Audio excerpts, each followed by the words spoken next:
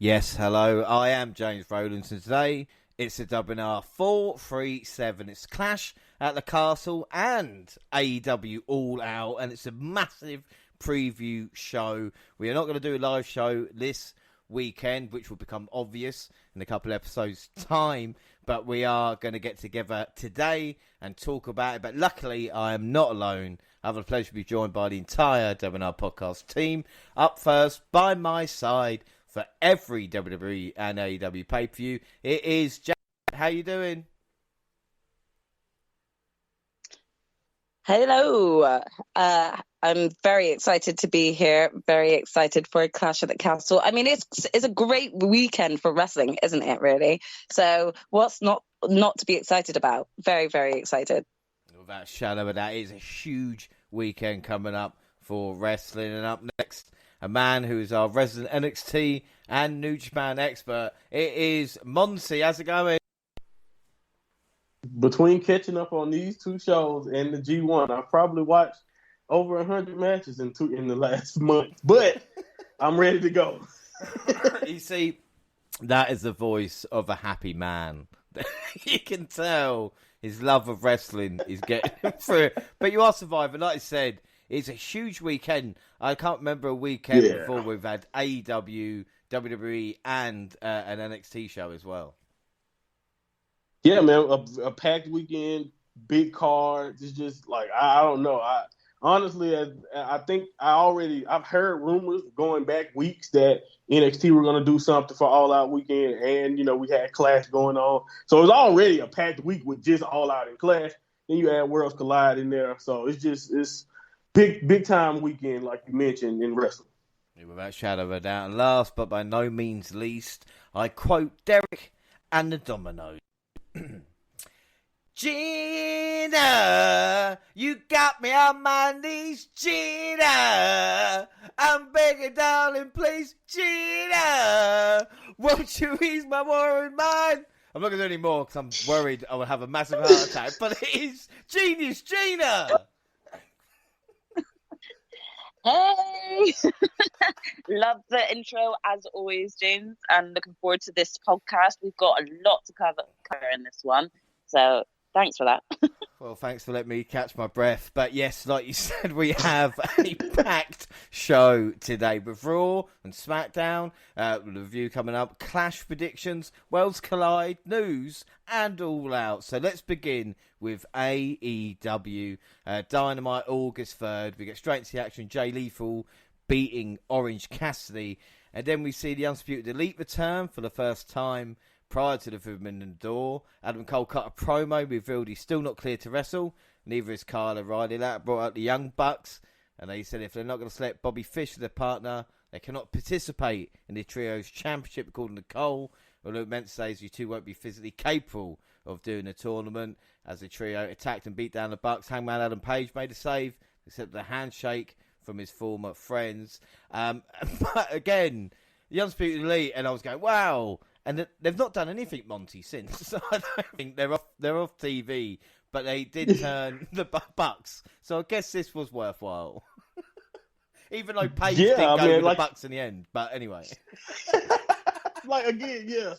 It feels meaningless now, I think. But at the time, it was definitely a big-time moment. Like you said, turning the Bucks and also revealing kind of showing, like I know for a while it was kind of a tug of war. It felt like for Adam Cole on who he's more loyal to, whether it was his Undisputed Era or Red Dragon buddies, or would it be the Young Bucks? So I guess we finally got that question answered. But other than that, since they are all injured, I'm assuming I think that's what's going on. We haven't really had anything to build up off of this, other than that they won't be in the trio tournament, but. Like you said, it did achieve the goal of turning the Bucks babyface, I believe. So. Yeah, well, we've got the trios tournament forward to, I suppose. So, but the women's match was not in its usual position. But still the third quarter was Hayter and Baker beat Thunderstorm. Taz confirmed Team Taz is over. And after Hobbs squashed and nobody, Starks attacked by Spinebuster. Gina, Team Taz. What a moment in time. Is that your shield,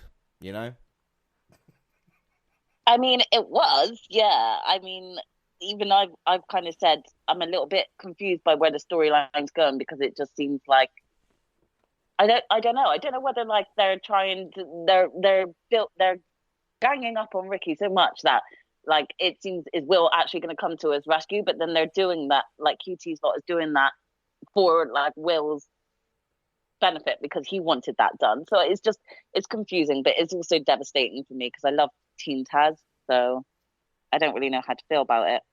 No, it's tough because it's be interesting to see what happens because they need to split up right now. You know, could Hobbs, you know, these guys done another year together and then done a program? Is it too soon? And like I said, with so much, I definitely agree. I feel like Hobbs and Starks had a tag team title reign in them before Split Up was due to come. So I was really shocked that they did it now. Yeah, it's interesting times, you know. Like I said, there was so much going on as well. How much will that feud get time? But it'd be interesting to see what happens. Christian beat Matt Hardy. And there's a sign in the crowd saying, I played this on No Mercy, and I actually did, you know. We get the Acclaimed beating the Arse Boys in a dumpster match. Jericho beat Utah in the main event with a Lion Tamer. For me, though, and Jaxie, you could disagree, I thought the final three matches all focused on other promotions, like the TLC and WWE, when they talk about like the 20-year history between Matt and Christian. The WrestleMania full team with a dumpster match, and then Jericho in Japan. You know what? With you just pointing that out, I've only just realised that. Is that a trend? Maybe that's a trend. I just noticed it. It's just one of these things where it's like, surely you just want to kind of build your own selves up, you know? Right? You think. But, you know, maybe we're weird for thinking that they should be doing that. That's weird. Well, let's see if it improves with Rampage August 5th. Moxley beat Mance Warner. I didn't think that name was spelt right when I read it. Do you know what I mean, Monty? I'm from the South, and I know he's supposed to be Southern psychopath, but I was confused on that too. So yeah. Oh man, just you can keep going. There was blood again. Moxley has, of course, it's in his contract, which is signed in blood. Thank you very much. We had Ryan Nemeth lose to Monty. It's not Takeshita. Takeshita. You see? There you go. I've done a G1. There you go. You know what I'm saying? Yeah. You got it. You know what it is? It's when you're not used to the pronunciation, it actually does throw off you actually trying to pronounce it. So sometimes it just takes a while for you to get used to this. Again, for the likes of myself, Gina, and Monty, from watching, you know, sort of anime programs, even, you know, Dragon Ball Z, for example, you slowly but surely get used to the pronunciation of names within like Japan. So it's easier for us to pick these up. But like, don't ever feel embarrassed about asking how to pronounce someone's name right, because it's that type of way of thinking that we should actually be thinking everyone should be, because that's how we show respect for, you know, not only the name, but their culture and where they come from, you know? So right.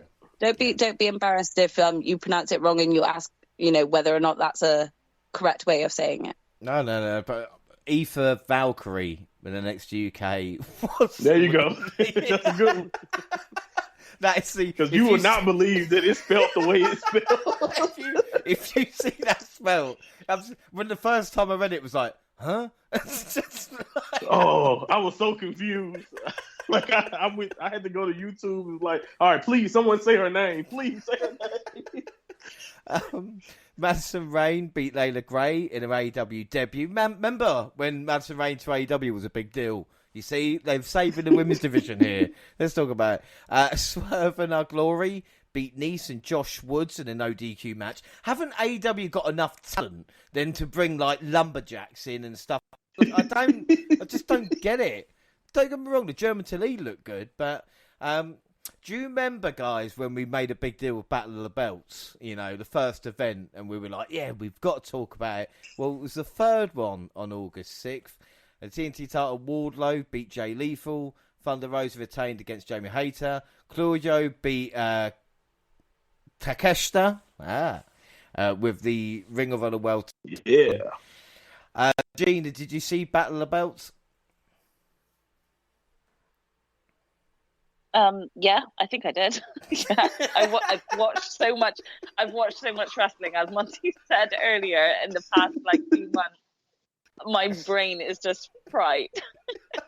I missed the last. Is there anything in particular you're asking me to? I was just saying, no. I just felt it was an hour of. Wasn't Battle of the Belts with where they had Claudio versus I've forgotten his name from Ring of Honor. I felt so bad. Jonathan something. No, Takeshita. Right? I just said it. It's Takeshita. Takeshita. I actually got the name right. I don't blame her. See, that stupid Ring of Honor event confused her. See, it's too many events, Jay. Doesn't Claudio go against Jonathan something for the Ring of Honor title? Wasn't that what the belts, or am I wrong? Supercard of Honor, I think. Yeah. It opened the show. Okay, I'm so sorry. I've watched way too much. I even I wouldn't. Don't feel bad. No, I We're all didn't do confused, Ring of Honor. Man. Didn't do Ring of Honor. I thought, fuck that. There is just too much right now.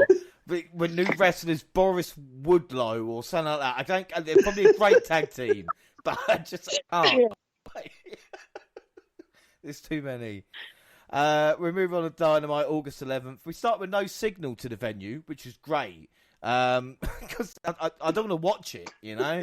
Brody King bleeding, facing off with Darby Allin in a don't call it a casket match. Sting popped out of the coffin to take out House of Black, and then Darby Allin potted Brody after he choked him out. Now, I don't know about you, Jaxie, but I've seen another wrestler being potted in a coffin before. I thought it was quite impressive. But the blade job he did as well was great.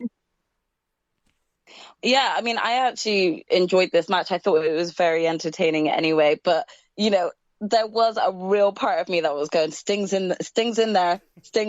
I already know it. He's in there, and he was in there. I'm fucking psychic. It was just such a fun match. I really enjoyed it, and I think it was quite a creative way for Darby to pick up the win, you know? Yeah, I think we've had that. Like I said, good way to start Dynamite. We're in there today. The tag match, Lucha Brothers lost to Roosh and Andrade. Backstage, Young Bucks asked Hangman Page to be the partner, but he revealed he'd be the corner of the Dark Order instead. The only one of the positives from the Trios tournament is John Silver is wearing Adam Page's jacket in the match-up screens. That's one of the few positives. I love that. Luchasaurus beat a jobber. Singh, Dutton, Lethal. Why have they had so much airtime? Like, am I missing something here in AEW? But it seems like every week, Singh, Dutton, Lethal are getting a few segments. Mm-hmm. I go, who do they think they are? Chris Jericho? I mean, they're definitely getting more than Rosa and Cargill, without a shadow of a doubt. I forget they're on the show sometimes.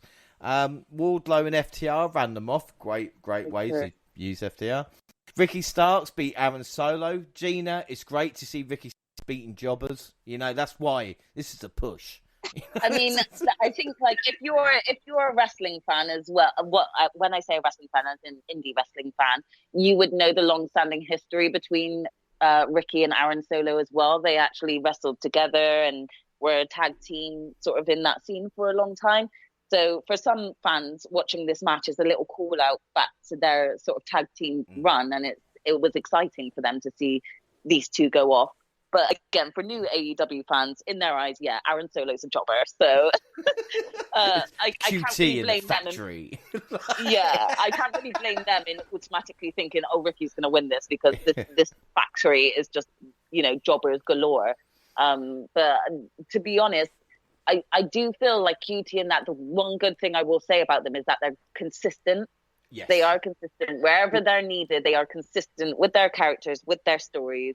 And the other thing that I like about them is that QT is so dedicated. They all are actually, even Nick Murata. Like they're all so dedicated to their characters that even though I love to hate them, it's one of those things that you kind of got to respect the fact that they've put in all this effort and they're always still there showing up and giving you good entertainment, you know? Yeah. Well, so for me, I did enjoy the match, not just for my, dribble factor at Ricky, but I also liked the fact of seeing this, previous partnership come into a clash. Gina's dribble, but I can't. I'm just gonna get. That's my intro next time. I was going to say something, and then I just completely. I don't know what I was going to say now. I don't know. I'll probably just move on. Probably best. No, like QT's a good heel, but he's like the Holly of AEW. Do you know what I mean? It's just like that position in the card. For sure, yeah. It's not going to change.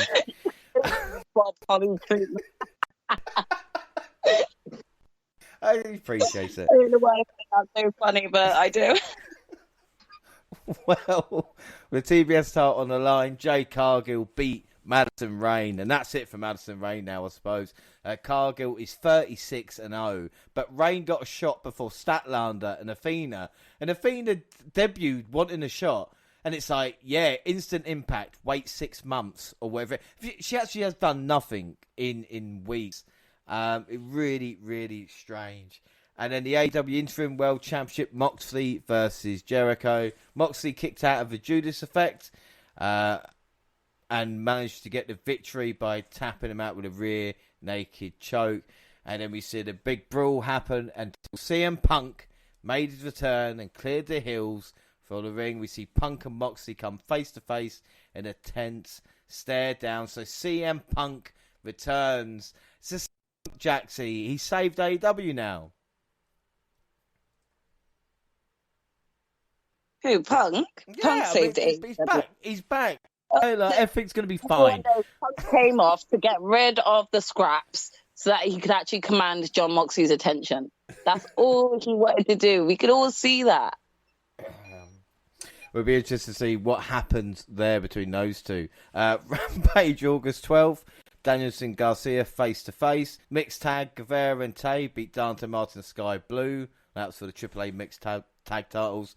Hook and Danhausen in the graphic. Sonny Kiss lost to Parker Bordeaux. He needs to get in shape, man. I say he needs to get in shape, but I don't know. There's just something I look about him, and I just think something just not right, and I don't know what it is. Eric Redbeard and Danhausen lost to Arse Boys. Orange Cat beat Davari. And then we had Sonny Kiss joining them. I mean, Rampage. Come on, guys. Right. What a card. What a card. Yeah, just Gina. Yeah, Gina, come on. Rampage is shit at this moment in time, isn't it? And I don't give a fuck. Even the most die-hard AEW fan cannot say these are good shows. I mean, I have to agree. I used to love Rampage because it used to be the main show that Ricky was on. So for me, I did live for it. But to be honest, the past few weeks I've watched Rampage, every time I've finished that hour, I'm like, but what storylines did this contribute to? Who did this build on? Instead, you keep giving us matches with one big person with a jobber. And no offense, like, aren't those matches meant to be on, the dark and the elevation shows that they have on YouTube? Like, for me, Rampage should be solidifying some other storylines that have continued from AEW, from Dynamite, or whether, they haven't spoken about a specific storyline this week, so they touch on those ones on Rampage, But for me, Rampage is not consistent. So I don't know what to expect when it comes to Rampage. When they actually announced Rampage's card at the end of Dynamite, half the time I'm like, well, why the fuck has this match come about? It's literally, they've got names. They've chucked him in the bucket. They chuck him in a bucket and they go, right, bingo. John Moxley versus, who we got? Right, let's see, pull it out. Right, Mance it's like Warner. random character select in the fighting game. Yeah, for the, hang on a minute, Just for random. the Ring of Honor World Championship in a ladder match. There you go. We've got a pay-per-view. Go out there, do it. Oh, Jesus. It feels like Thunder WCW Thunder in the later years. And I don't want to say this, but it's getting that bad because I know it was much better than what Thunder ever became. But you see what I'm saying? they obviously cater to one show over the other. Well, I think we're at that. Well, August 17th, Dynamite, we get the CM Punk and John Moxley, the promos. So, yeah, the Punk and Moxley promos to start Dynamite, saying his best friend, third best Eddie I've ever been in the ring with. He's the second best Kingston I've ever shared a locker room with. Not even the first John I've beaten in Chicago for a championship belt.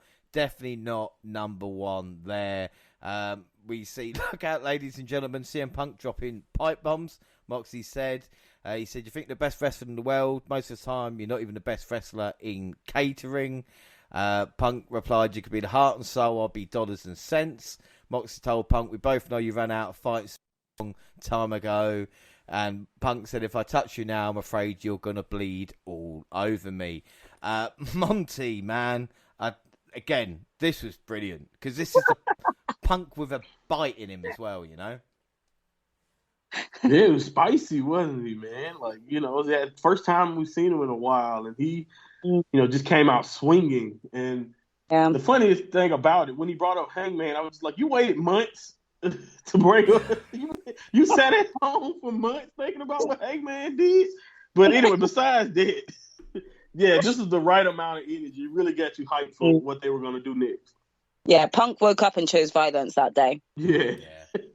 He hit the violence button like full pelt, I got to admit, Punk has now been involved in two of the best sort of pipe bomb promos against other people, and every single time I'm wondering where the limit is, because I'm even sat there like, I would have knocked your teeth in already, So, right.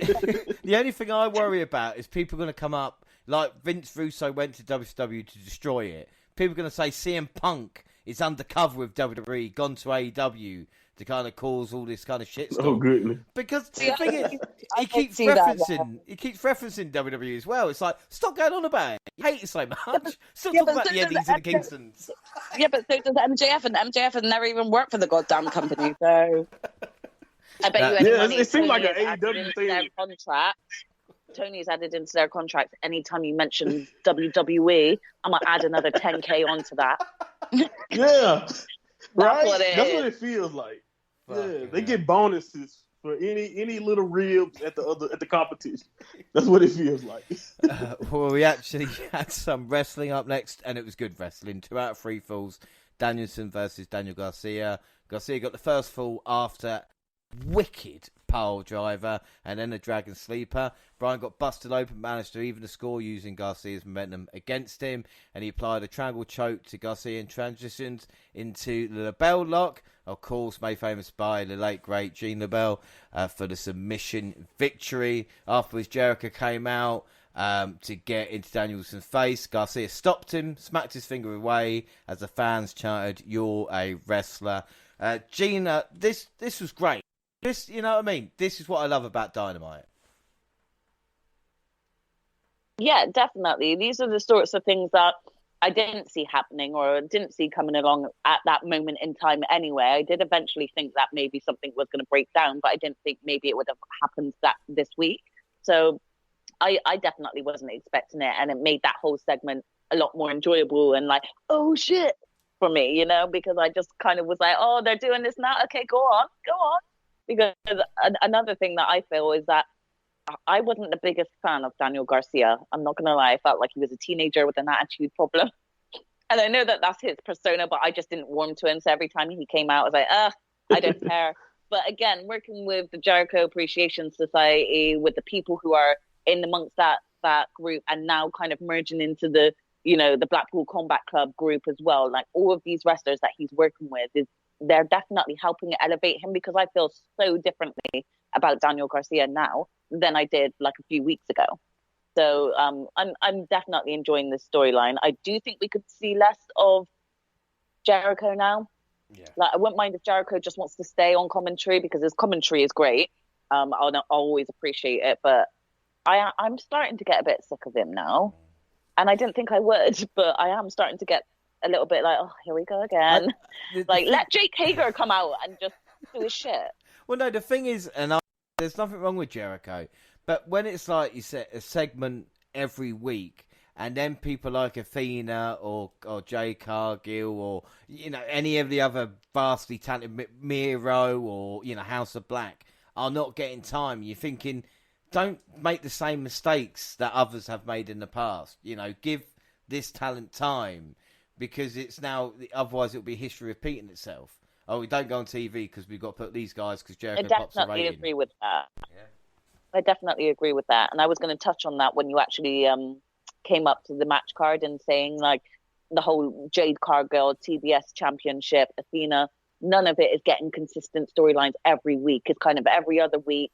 We see Athena every other week, and put it mainly on Rampage when most of the people don't care, because half of the stuff that happens on Rampage isn't storyline based. So when Athena does turn up, it's like, oh, she's there. And then you see her for 30 seconds and then she's gone. But then you've got 3 different segments on Dynamite itself with Jericho involved. And then you've got Jericho on commentary and probably involved in some sort of match on Rampage as well. And it's like, isn't there a week that you're happy to cut your time out and give that to somebody else? Yeah, no, I completely agree with you there. Be interesting to see what happens in the upcoming weeks and months as well about that. But we see Moxley calling Punk out and another pull-apart brawl ensured. Again, really good stuff between the two. Ricky Steamboat, who was quietly there at ringside during the 2 out of 3 falls match, confronted Jericho, suggested Danielson is a better mentor. Gun Club squashed Varsity Blondes in seconds. They congratulated Colton and Austin, only to receive a beatdown from his own children after Stokely Hathaway appeared. The Acclaimed made the save. All this for Scissor Me Daddy Ass. But it is worth it, Jaxie. I'm sorry. You're not gonna. I want that T-shirt. That's... I mean, yeah, I definitely want that T-shirt. I'm a huge fan of the Acclaimed, and I really like the storyline. But I also kind of feel like it's just kind of come out of nowhere. It's like, again, I think the downside of Rampage is that there's not enough time to continue building stories, and so because a lot of what has taken place between the Acclaimed and the Gun Club have been happening over the Rampages, it kind of feels like all of a sudden this sort of whole turn has come out of nowhere for some people that don't necessarily actually watch the other show. So yeah, it's great for me because I do watch all of them, so I've seen this build up and I love seeing them with Billy Gunn, but at the same time it kind of feels like it's kind of been forced on you. Well, Pac made me get excited for the Battle of Britain showdown. Billy coming up. Jungle Boy challenged Cage for All Out. Christian tried to make peace with Jungle Boy, who then proceeded to beat the shit out of him, banging his skull in the steel stairs. Tony Storm beat Kylin King. And the main event, the AEW Trios title tournament quarterfinal or semi-final. It's another thing that really fucking pissed me off. And I don't know why it annoyed me so much, but maybe it's why I am. Calling it like the final when it's a semi-final. And I understand they're calling it the final on Dynamite, but it's still a semi-final. Anyway, 277 days since we last saw him. It was Kenny Omega. Great pop. T-shirt and shoulder wrapping. Monty, is he playing the long game with this? Coming out, pretending he's not fully recovered. He managed to get the One-Winged Angels to score the win. And I don't know what Andrade was doing after. No fucking clue. By the way, just look at how horribly they literally unmasked their tag team partner, and you didn't even get a chance to see it because it went off air.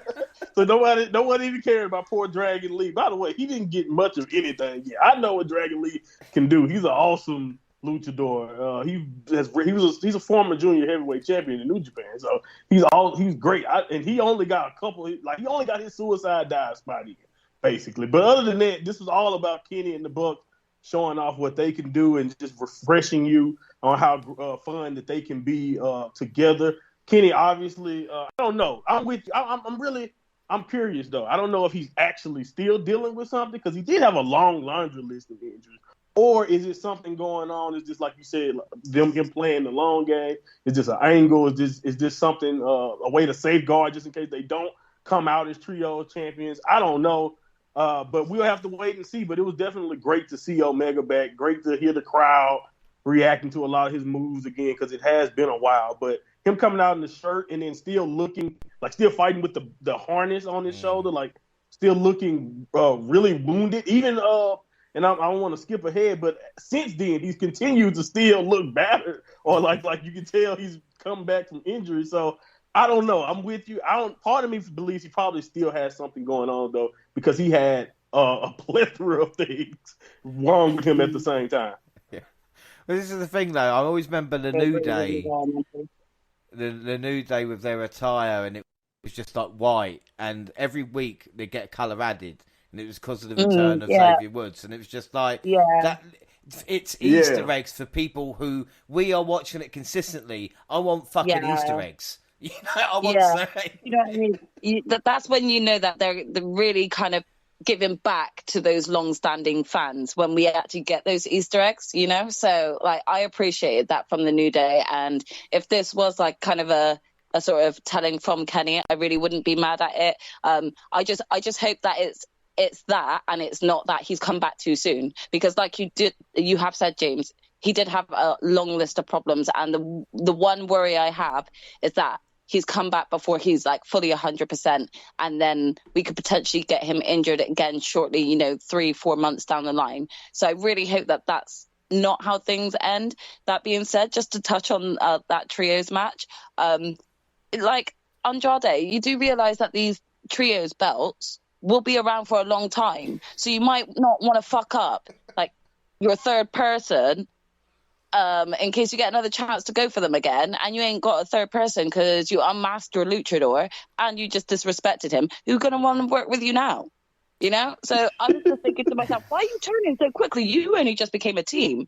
And like Monty said, I know what Dragon Lee can do. He had a great match against Rush between brothers. It was such an awesome match. And I felt like I was like, where's that Dragon Lee? You know, he was definitely overshadowed by the amount of talent that was in the ring, and obviously a majority of people who potentially don't know where he's come from.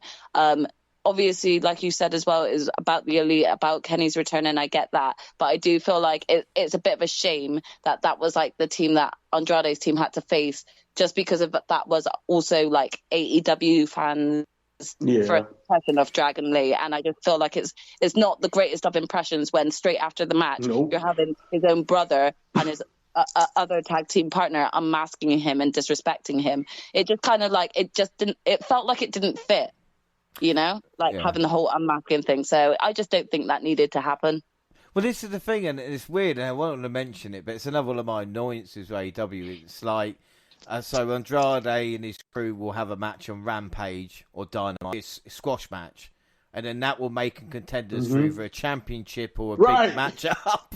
And then it's like, it's been a week. How does it make sense when they're doing it from like a sort of win-loss system, but like, when they're not picking up wins on the main card, why are they then getting title pictures? Yeah, I just don't. Title shot. Like, it's just like, it is baffling. Like, I'm pretty sure, who did the Private Party, didn't they get a tag team title match? It's literally on Rampage. They've been jobbers basically just because they're originals. Yeah, but they've been jobbers this whole That's the only reason. They get enough wins to actually challenge for the title. Answer me that. It's mental. Like I said, that is literally next to it. Swerve and Glory beat Private Party to retain the AEW tag titles. What the fuck? And it's like FTR, like, what have we done to piss everybody off? More than that in a little bit, but it's just like, Hook versus Zach Clayton, Buddy Matthews versus the Pentacoat, and Athena versus Ford were basically all squashes. Miro destroyed Buddy after the match. Well, Trios title quarterfinal, the Trustbusters lost to the Best Friends. Gina, what do you think of the Trustbusters? Because I'm not sure, the jury's out for me on them. Like I talked about Bordeaux before, but I do quite like Daivari. I mean, yeah, this is my first match seeing these. I was like, what are they? Trustbusters? What are they? Trustbusters. Oh my god.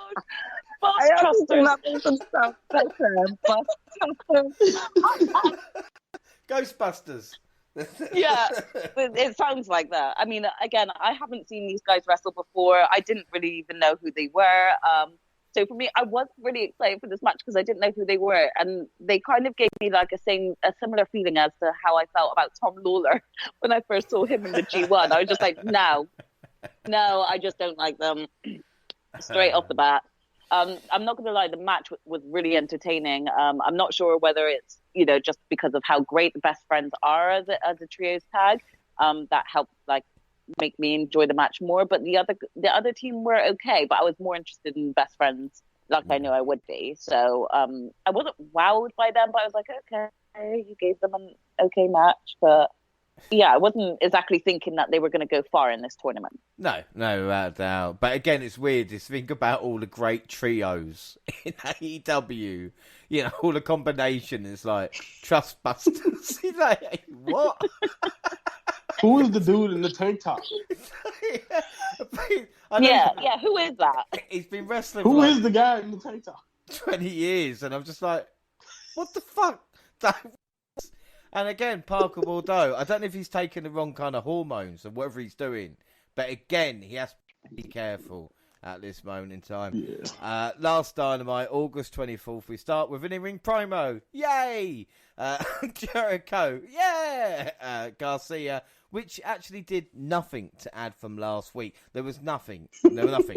Apart from Danielson no coming decision, out. nothing. Yeah, nothing. Just, same thing. And we're getting an all-out match between Danielson and Jericho that I didn't want, but again, should be fun. Jay Lethal beat Dax, so Dax's Match of the Year record may be over. But he did announce that the Motor City Machine Guns will team with him at All Out. Now, like I said before, Motor City Machine Guns, one of the best tag teams in the past decade and a half. I think they've formed 2007, something like this. Unbelievable to see. Like that. They must have prayers, Monty. That's all I can say.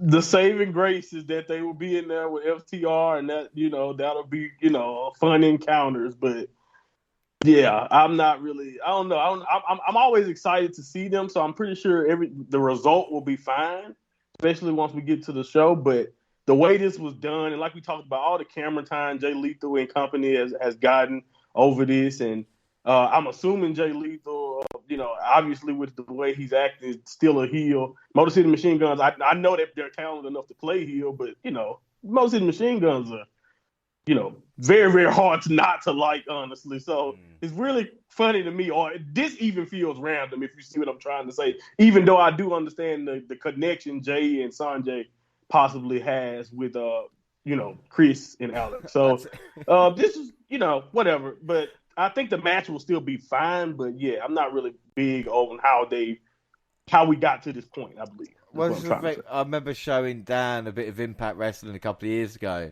and he said Chris Sabre looked like a school teacher, and I just thought to myself, exactly. when you compare to like Wardlow for the first time, it's all well and good going like these guys, so great, and it's like, yeah, they're gonna look tiny. But again, exactly, like Wardlow's he's gonna look great. Should be a fun match, though. And then we had a segment. Thunder Rosa announced that due to her injury, she will be stepping down. AEW Women's Champion and interim title holder will be determined at All Out. Tony Storm was one of the participants named, with the other three being named later. She was given under a minute. I saw they timed CM Punk's speech with Thunder Rosa. I think Punk got over 10. Rosa backstage. I mean, her run has been one of the worst championship runs of a woman, and it's all been down to booking from AEW. Jaxie, to drop the ball with Thunder Rosa, when you think how hot she was after that match with Britt Baker, and it just fucked. Exactly. It's completely disappointing, if I'm truly honest, and I'm really gutted. I feel so upset for Thunder Rosa. I could actually tell. I could see the emotions in her eyes. I could hear it in her voice, and the fact that even I said, "Why is she not coming out to the ring to talk to us about this?" And why are they not doing some long ass promo of maybe Britt interrupting and being like, "Oh, boo hoo," and then eventually having the 4 eventual contenders, sort of come out during that whole promo. It baffles me as to how bad they've booked Thunder Rosa when we know she's not this bad. if you know what I mean. Her matches haven't been of the best caliber, and not in a not from a wrestling point of view, by the way. I'm saying that her matches have been great wrestling wise. She had a great match with Serena Deeb and stuff, but it's the lack of storyline that we actually get to see built up before these matches that have ended up letting down what has been her reign so far. And I already know that she could have a badass reign. She's had a badass reign without the title already. You know, this is why people wanted to see that belt on her, and it's a shame to see that she's gotten injured, and yet Tony can give CM Punk a whole promo and everything like that in the ring, but Thunder Rosa gets to just be backstage for a minute. Like, Tony, sort your shit out. Seriously, it's getting borderline a joke because of, like, the women's division has, like, its peaks and its troughs, and I didn't ever see Thunder Rosa get that peak when she was in the belt, and it was all due to booking. Yeah, it's frustrating. Like you said, even with like someone like Theory, you know, and you think about the amount of time that they've been given to even make it kind of fail. And Rose has not even been given that. You know, it's all well and good not making up to the mark and all this kind of, but when you're not given the time and the matches, they're destined not to work anyway. So hopefully they can sort it out later on. We see Colton scoring a low blow and defeating his dad after the match. Halfway presenting the Gun Club with business card and beat down their father and the Acclaimed. This brought out... Now, can I just quickly say about that, right? I've seen, obviously, we've all seen different like versions of people, like sons turning on their fathers mid-match. How are you going to go do your dad like that and hit him in the balls, the very balls that he used to actually create your ass? Like, that is the epitome of a low blow, seriously. I think what low blow is, low blow is Swerve Strickland and Keith Lee having to be involved in this. You know, and then having, like, They should have just taken a step out of this and been like, look, we ain't got daddy issues, so we're just going to skip. Seriously, there's no other opponents. There's no other tag team. There's not a tag team who is the best in the world at this moment in time, who have been killing it all year. That might walking around with 3 belts. Yeah, might be better. Exactly. Exactly. And then they even got challenged by the NXT UK tag champions. You know, so it's like, well, why is Swerve and Glory not talking to FTR right now? Yeah, seriously.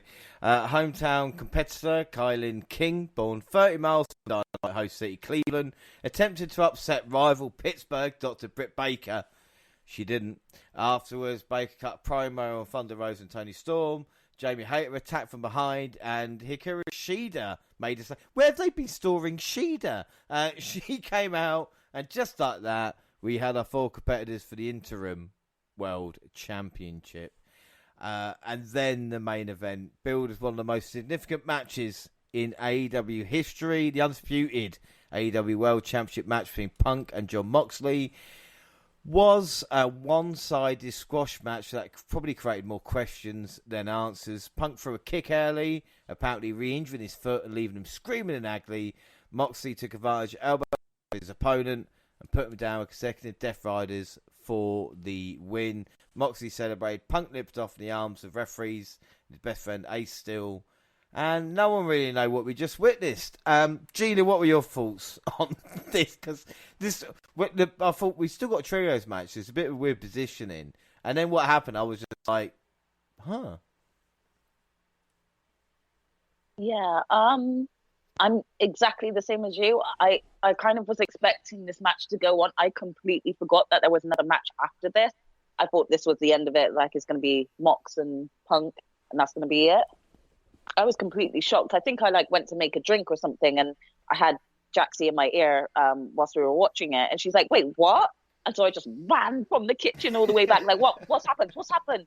And then I'm just seeing Mox just rinse Punk, and then it's done. And I'm like, "Wait, but why did you bring Punk back so soon?" So I didn't know whether that was planned or whether he generally did just hurt his ankle and he was like, "No, I'm done already, cast me out," sort of, end this match. But if it was a planned thing and they're like, "Yeah, well, we'll have John retain," and beat Punk, then what is the point on bringing him back so quick then? You should have just left him out a few more months and then had him come back. I don't know. What was the whole point of like that, or the epic, like, you know, battles that they were going back and forth from the week before? Exactly. You know, you were thinking, there's me thinking we were going to get a full hour long of this, you know, like potentially us all thinking, is it going to go to, you know, are they going to run out of time? Are they going to call it a draw and then they still have to fight it all out, or, you know?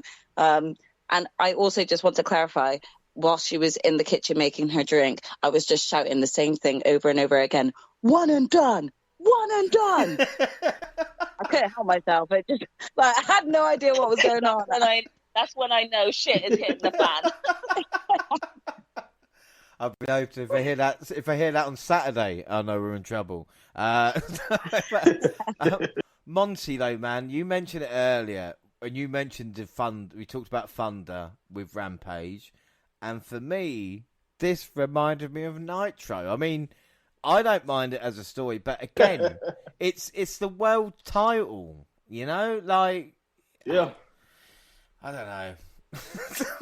They've been really good with protecting like the prestige of that belt as far as like match quality goes. So this is a big departure, and like I'm just as surprised as everyone else. And like you mentioned, the key to it is that you never want to do something in a story like this and then leave people asking more questions than we had going into it. And I think you made a really good point. Most people left this situation just trying to figure out what the hell was that, because it was just so, you know what I mean? Like just so different and just so not characteristic of what they've done with the AEW World title. It was great. Now Moxley looked like a badass. He just looked like a killer. You know what I mean? Great for him. But I don't think he needed to do something like that to look any. You know, he's been defending his belt week in and week out. He's always a badass. So again, I don't necessarily know where we're going from this, but it was definitely a super shocking moment, and I don't know what the hell is going on when it comes to Punk, whether he's injured or whatever is going on. But this was so shocking. I think maybe it was done for that reason alone, but I hate to believe that you would, you know, lose the credibility of your world title just to shock us. So maybe it's an injury, maybe something is going on here. We'll have to wait and see. It is. The build up to all that has been bizarre. And the main event now, I mean, if it was Punk v Mox title All Out, I would say, do you know what, that main event could rival Roman and Drew. Now it doesn't have a fucking chance, you know, because it's not the same anymore. You know, it's going to be different. Yeah, it's true. Like, how do you even book that? After what you just did, it's hard for me to even imagine it. They might, but I just don't even get it. I'm trying. I still am questioning whether or not that was like a last minute decision to the match, because of, like, I swear at the very beginning they were calling that the main event. At the very beginning of Dynamite. JR's probably calling it WWE Dynamite, so I won't worry about that. You could be true there. But like I said, it was interesting. And we don't know, like I said, if it was like a month away from All Out, I'd be like, oh, you've got a month. You've got a Dynamite. Because nothing's going to happen on Rampage. We've talked about that already. So you've got a Dynamite to sort out what the main event is from All Out. So then we move on anyway. Ricky Starks cut a fired up promo and recalled bringing Powerhouse for the background of Britt Baker segments to Stardom. And then the true main event, Death Triangle, Pac, Rey Fenix, Penta, El Zero Miedo, battled Will Ospreay and Aussie Open, or the United Empire as they are, with Pac down and Penta cleared to the mat. The Hero Trio brutalised Phoenix and finished him off with an assisted Oz Cutter. Meltzer rated this 5 stars, but Jaxie, I know you don't care what Meltzer thought, even though Pac did take 30 seconds to hit a move. But this was fantastic. And Will versus Pac. What gets me even more excited is the fact they're both British as well. You know, we've made those boys. In it, you know, I think I got really excited at just kind of even seeing the promo before they even started the match. And I was just thinking to myself, I need to see Essex meets Newcastle. Do you know what I mean? I need to see Will Ospreay versus Pac 1-on-1. Even their promos got me lit to see them in the ring together. So it was like really good pacing in the match. Like not getting Will and Pac in the ring at the same time until the very end of the match. I think that build-up worked really well because everyone was anticipating it. And again, because we've just been recently watching the G1, I have learned a lot more about Will Ospreay, his team with United Empire, and I'm a fan of them. I think they've got like a real good quality to them, and seeing them kind of progress. I was not expecting them to progress, to be honest. So I am more than happy to be able to see them wrestle again on AEW. Well, speaking of the teams not thinking they're going to progress, we'll move on to Rampage 26th, because House of Black, one of the coolest things is their entrance, have no entrance. But don't worry, they got knocked out by Joke Team Dark Order. That was wounding. No, that was depressing. I'm always here for their entrance. No, everything to do with Rampage, House of Black on Rampage that Friday pissed me off. I'm not happy. I'm not happy, James. Well, people complained about their booking in WWE. James, don't ask Jaxie any more Rampage questions.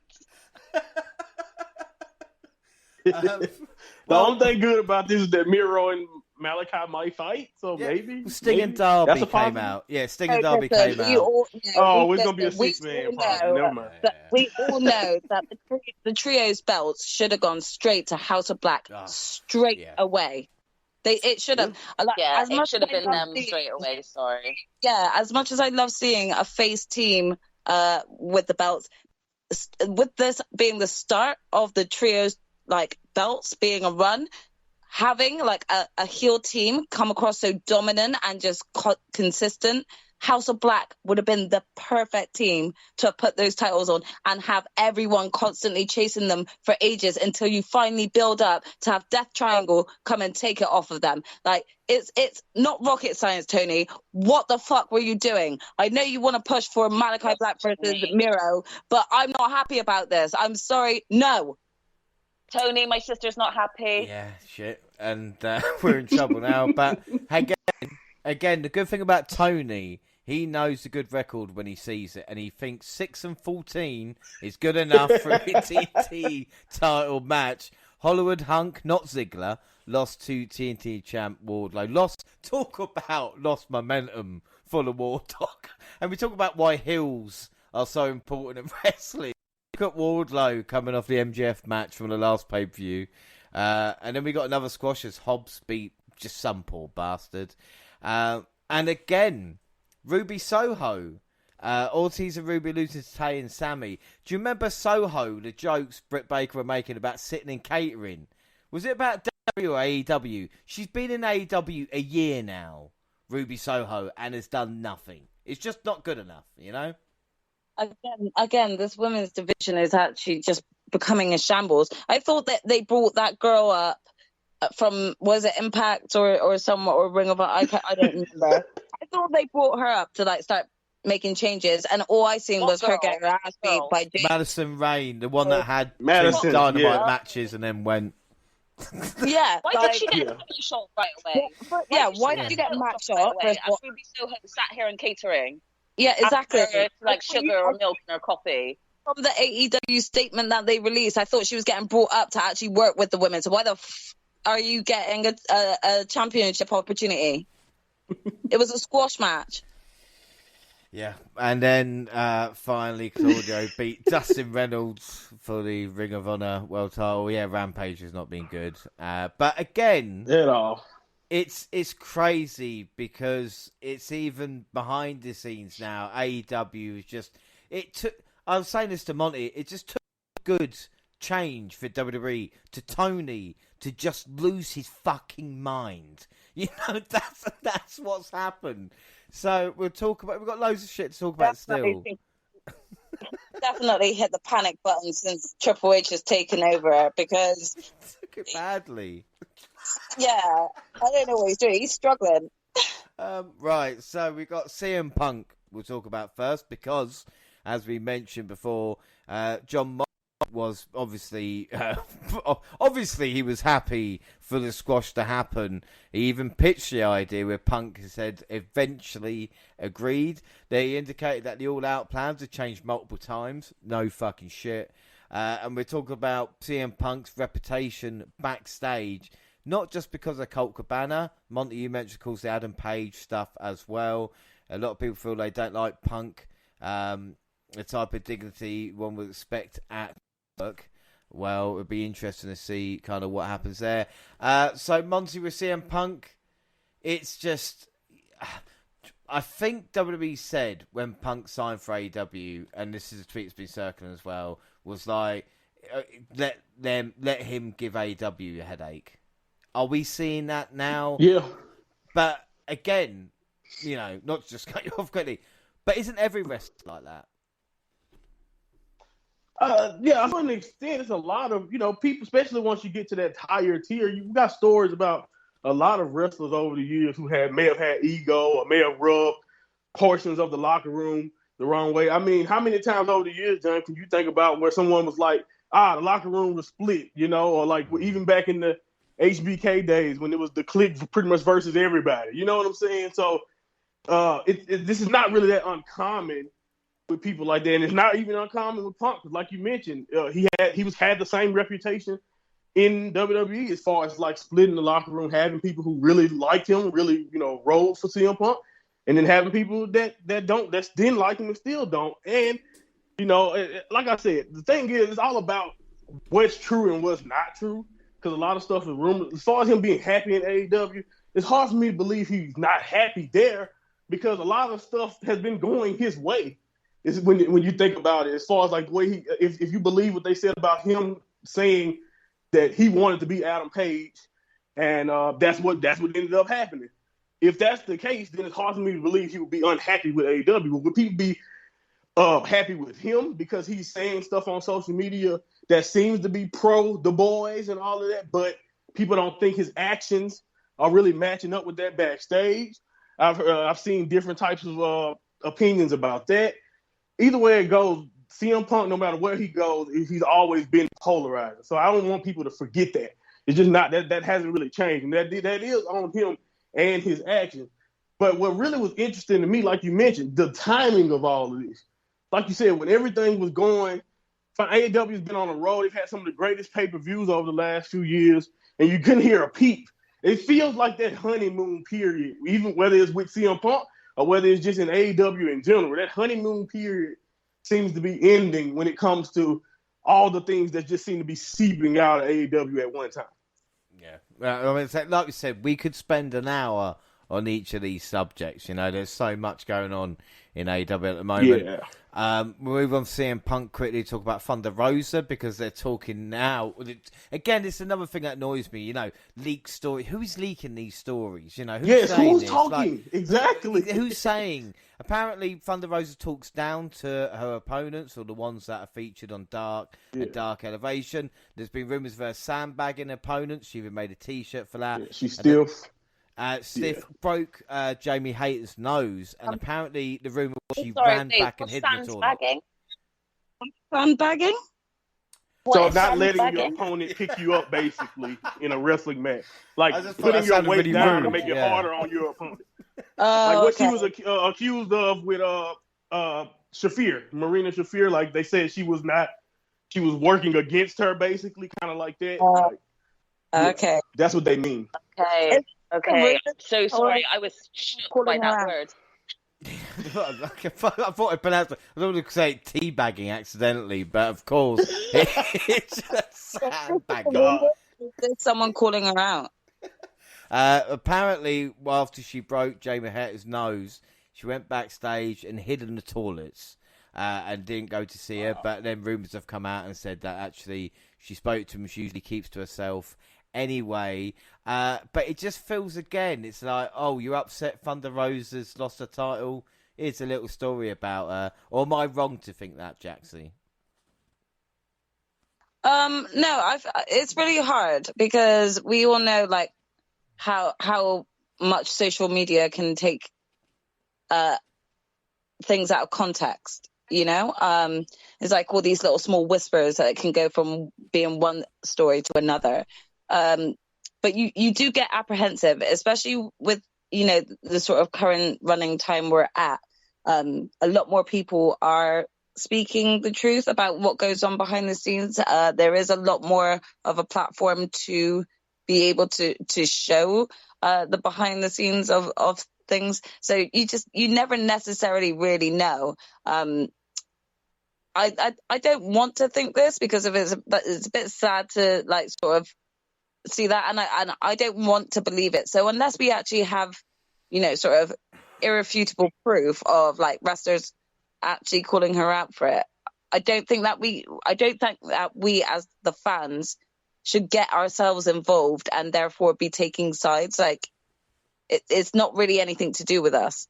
Do you know what I mean? Yeah. So it's kind of like by taking sides, we add to the stigma of negativity that gets circulated online. And sometimes you just need to take a step back and think, did this come from the original source? No, it didn't. It's come from, a tweet from a so-say source. So for that, we really should step back as fans. We've seen what the damage that we can do online to not just wrestlers, but celebrities and their mental health, and even worse. I don't want us to continuously add to that. I don't want to put wrestlers down.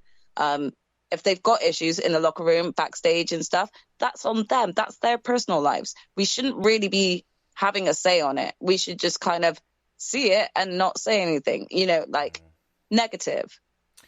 Yeah, it's true. But again, like I said, it's there's something going on at the moment in AEW. Even talk about negative, there's people backstage and there's stuff going on. Because another story I saw with Eddie Kingston, and when it was like I was recently completed suspension from AEW, I thought this was a work. Kingston had been suspended. Yeah, apparently he got into a verbal dispute with Sammy Guevara. Okay, yeah. Yeah, well, you got the verbal dispute with Sammy Guevara. The suspension has now ended.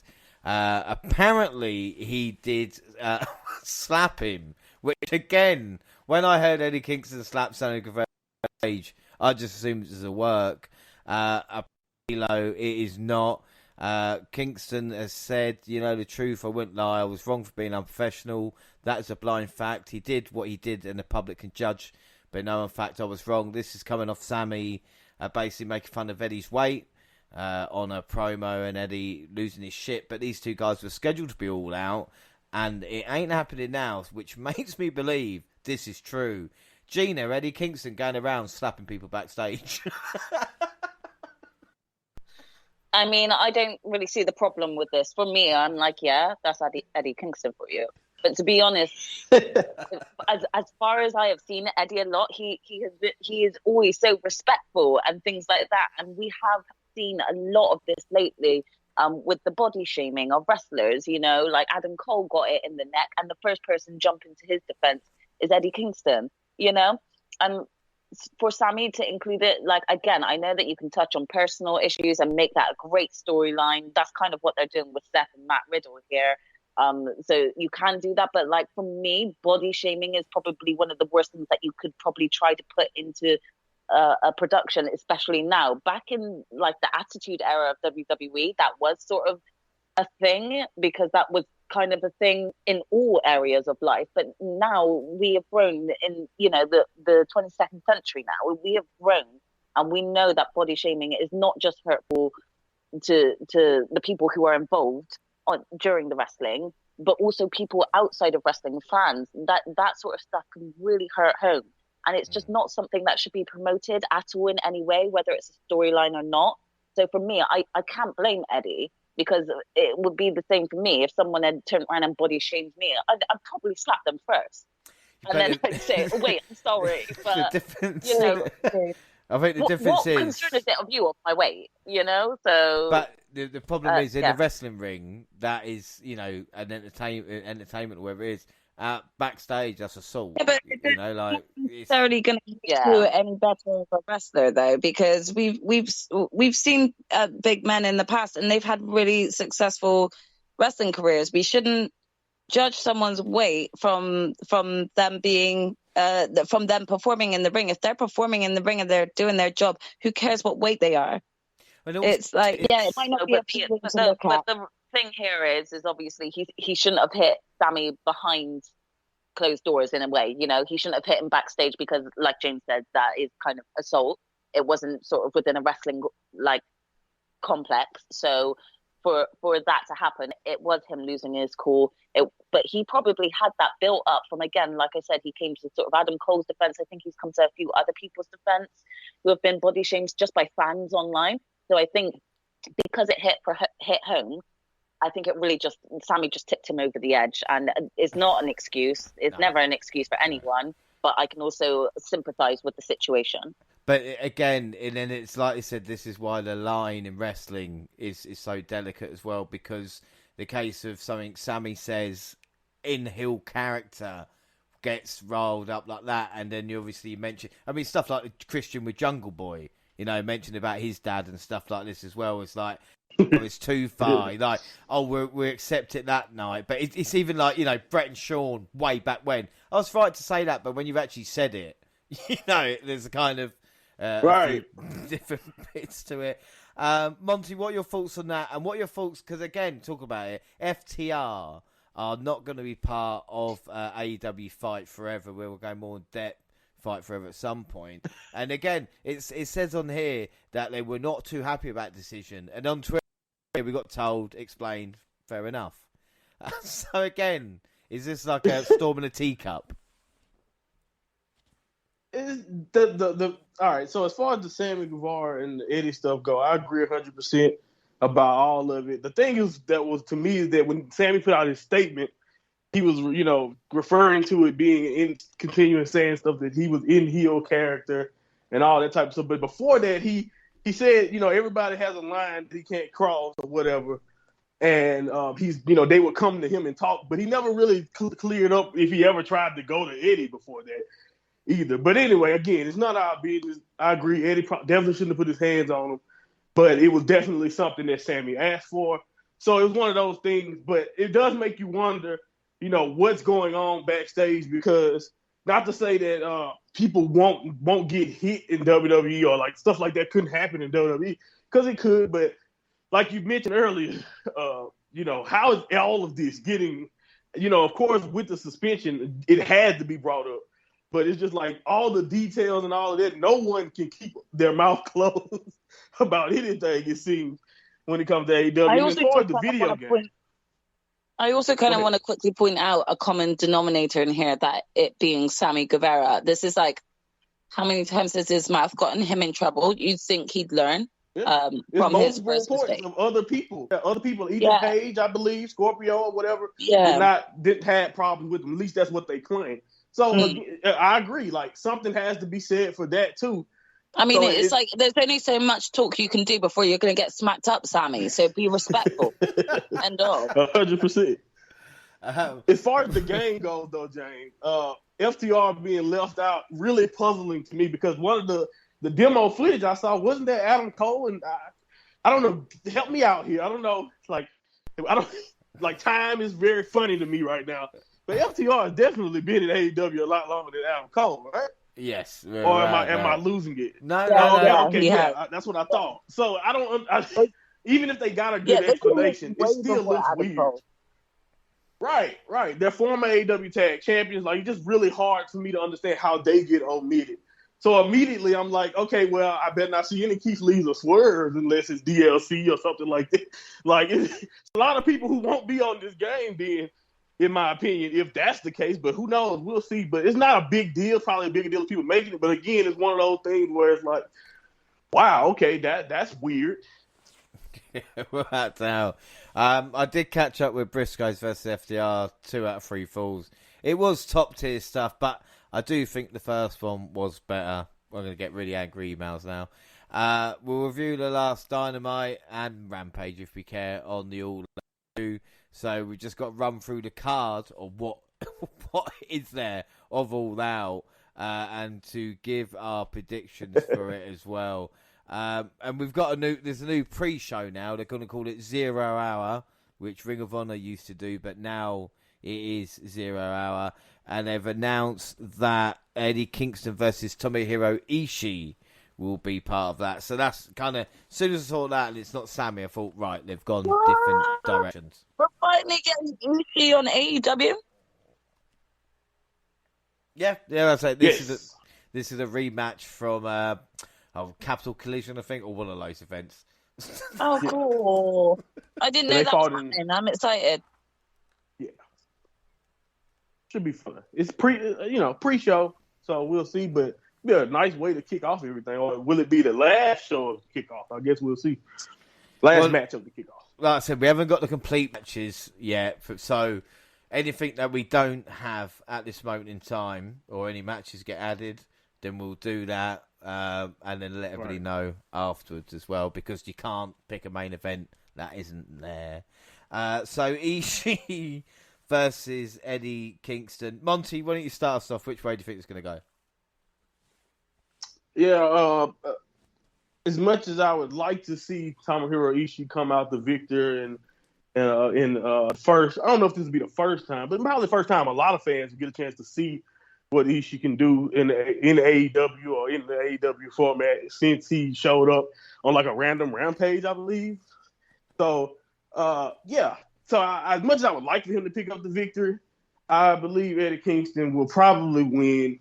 Probably makes the most sense, especially without everything going on. I think the crowd will be hot for Eddie. So I think it'll be a physical, very, very old school Japanese style fight between Ishii and Kingston. But Eddie is definitely who I'm picking for going over.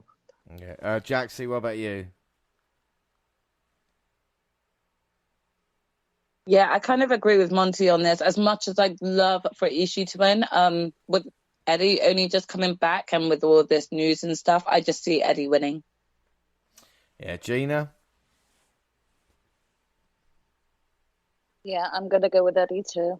Yeah, well, I'm going to go Eddie with that to round us off. The next match is FTR and Wardlow taking on Jay Lethal and the Motor City Machine Guns. Jaxie, which way do you see this going?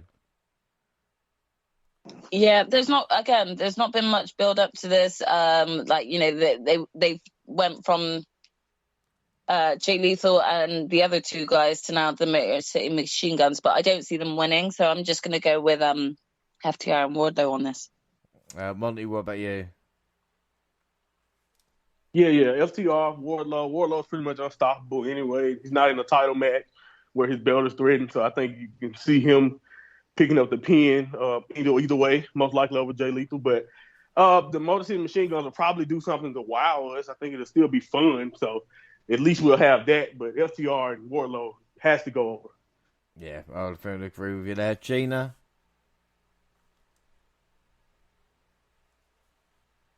Yeah, I also agree with the same. I put FTR and Wardlow down for that one. Well, the next one, Gina, you can start us off this. Ricky Starks versus Powerhouse Hobbs.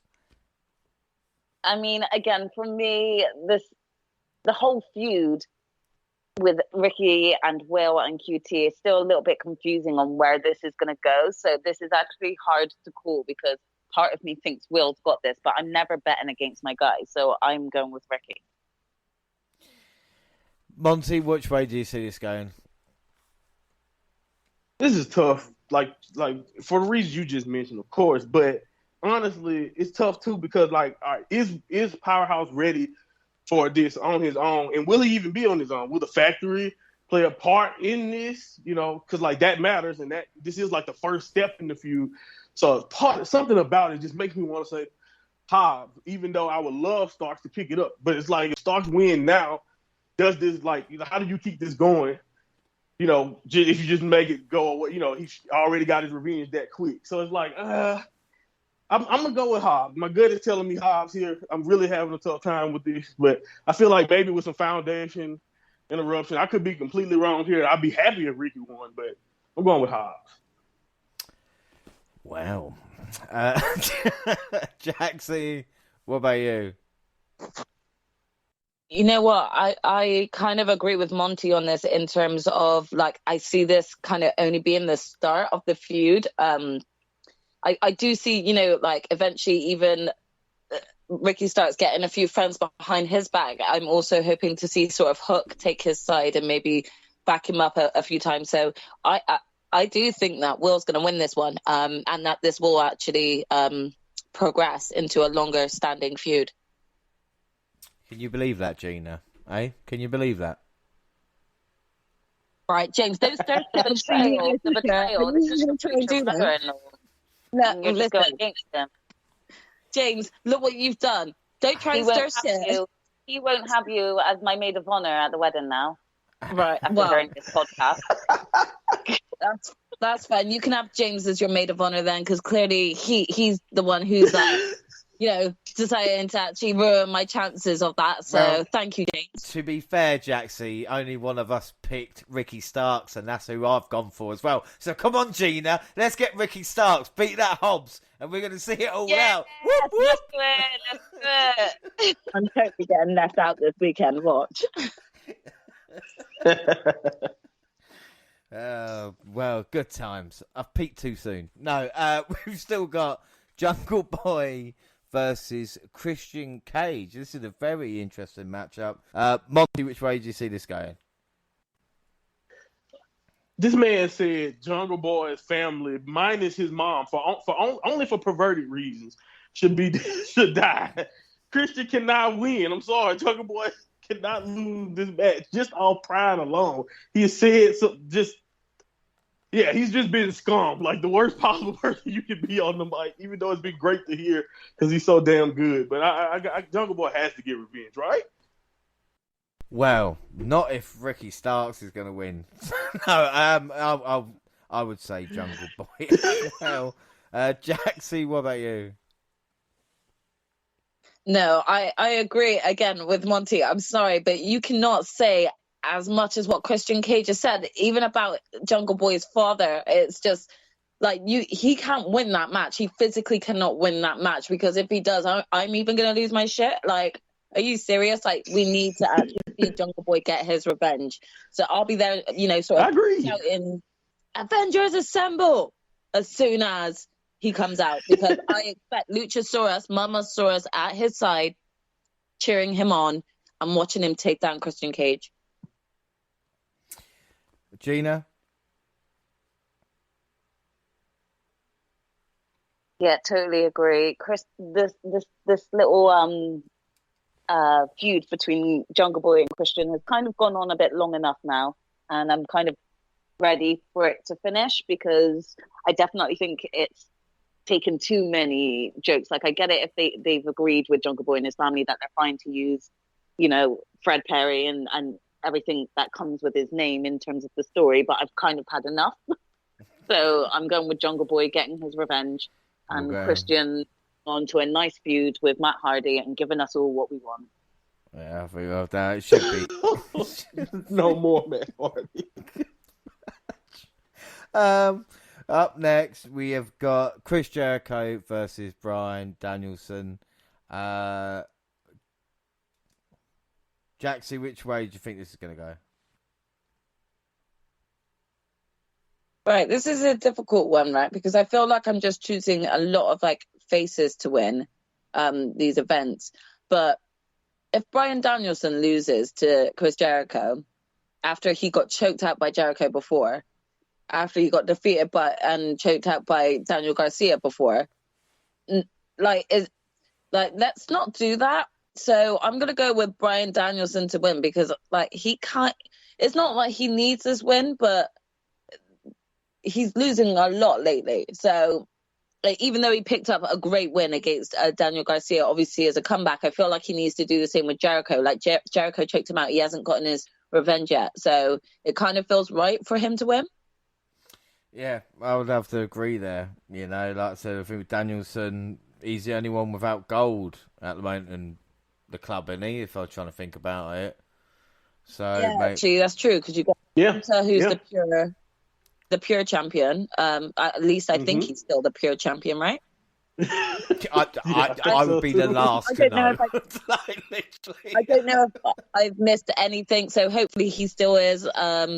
But I haven't heard much about since, so I don't know if he's still defending it off of AEW or not.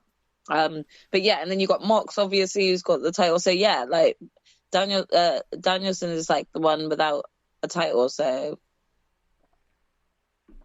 Monty, what about you? Yeah, I agree, man. It's tough. Like Danielson, I don't see him losing here.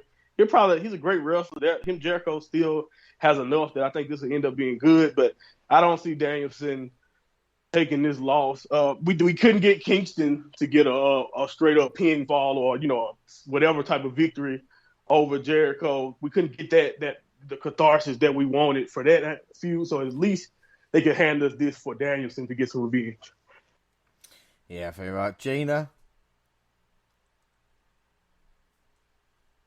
Yeah, I'm good. I've got Danielson to win this one as well. To be honest, I think Chris Jericho is just coming across like some sort of god because he is just winning every feud that he's kind of in, apart from like the odd title match that he had for the main AEW title. But it just seems like every kind of feud he's in, he wins, and that's definitely thanks to his minions and everyone just getting themselves involved. But I cannot say that Jericho's going to win this one. He cannot. He can. If he does, he's just invincible because he seems to beat everyone, especially even at the big matches. And like I thought Eddie was going to get his win, and he still didn't. So they can't do the same to Danielson here. It'll be interesting to see what they do. But yeah, let's hope Danielson can get the victory. We then have the tag team titles, AEW tag titles on the line. The Acclaimed versus Swerve and Our Glory. Let's work out the order who have asked, who I haven't asked in a minute. So we're nice and professional here. It's fine. Monty, Jaxie, Gina. Who's going to win the tag team title match?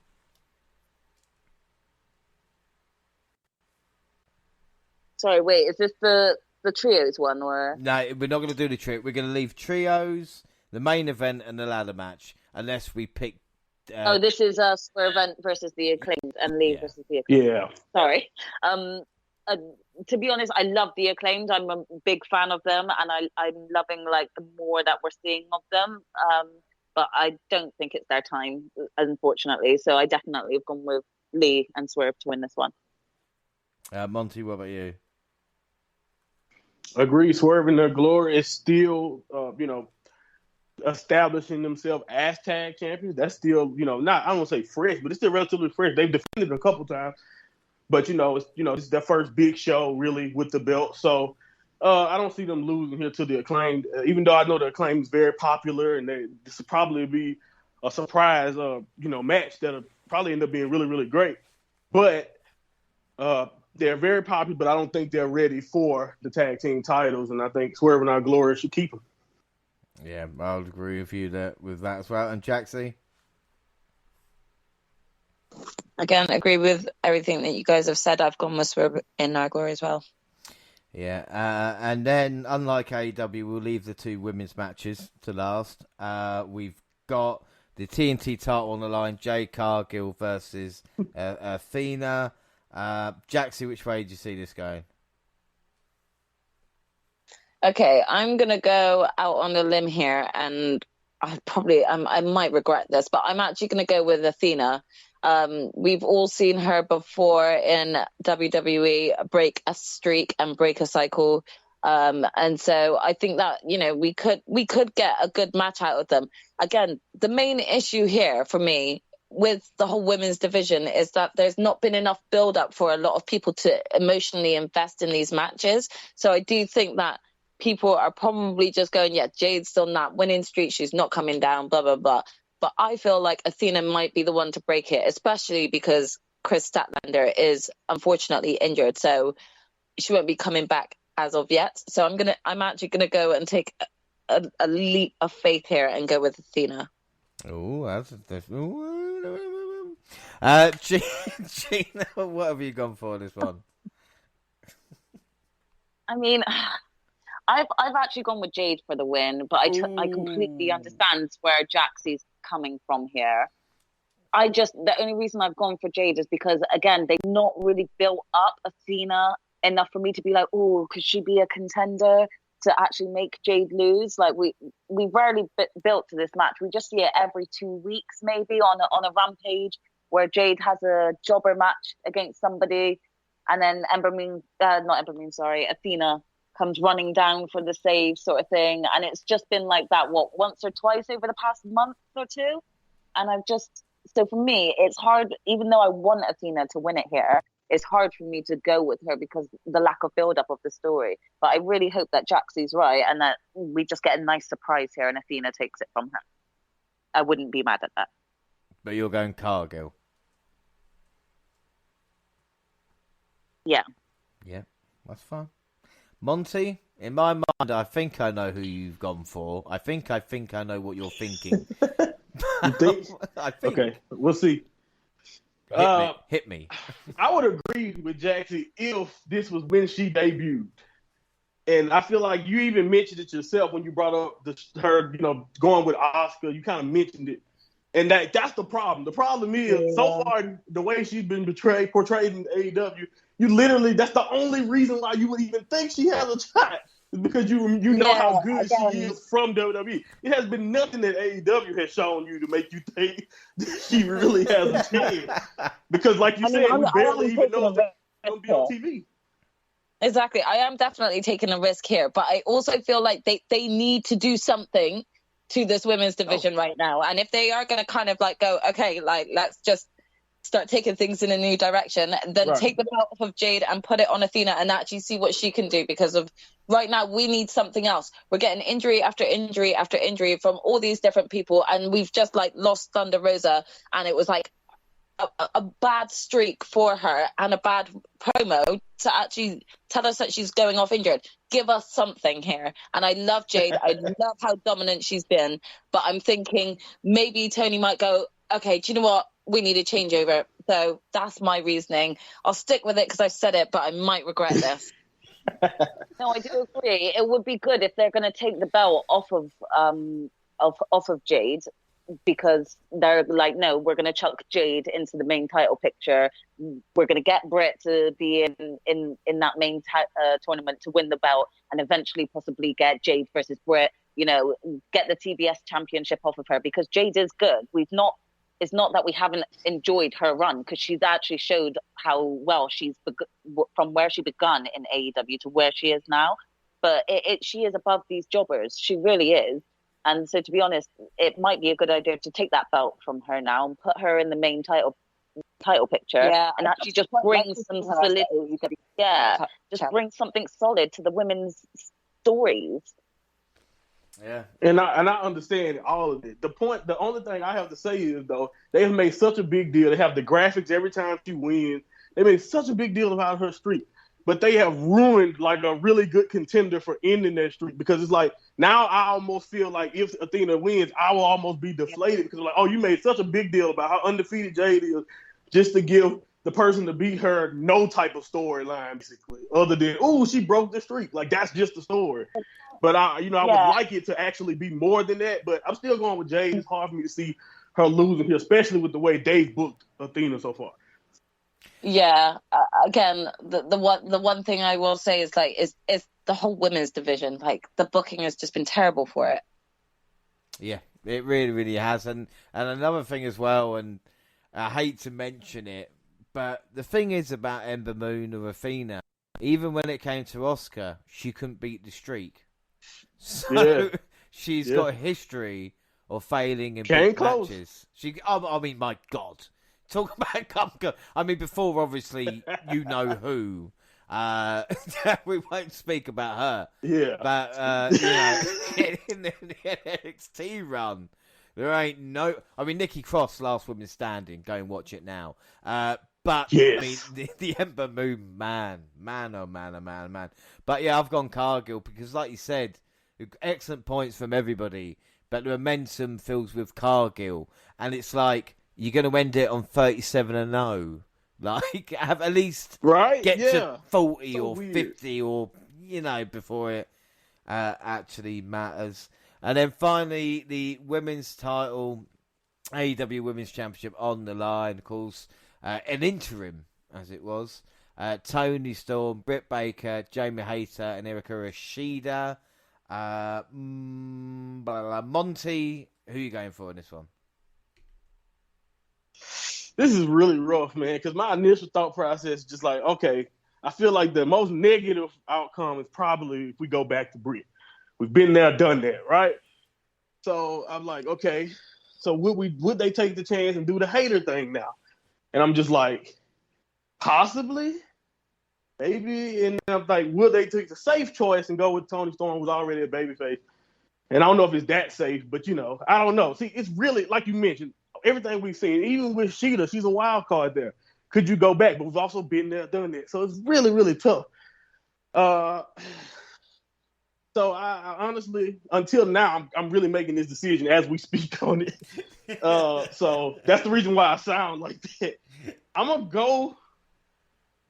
Everything in me is saying, no, he wouldn't do it. Okay, I'm going with Toni Storm. I talked myself out of it. Because part of me is just like, I don't know. I feel like he's going to go with the safe bet of Britt Baker. I feel like he'll do it. Like, even though the people are hated, or most people are hated, it's safe. And like I've seen people do that before, just go back to a champion that can be a good champion when someone gets injured. So I'm really worried for that outcome, honestly. But you know what? I'm going to stick it out. I'm going to go with Toni Storm, especially since I said Ricky was losing. Yeah, Toni Storm is a great shout there. Jaxie? Oh, I haven't made my decision yet. Can I wait and can you come to me now? Yeah, no problem. So watch this seamlessly edit now. Ready?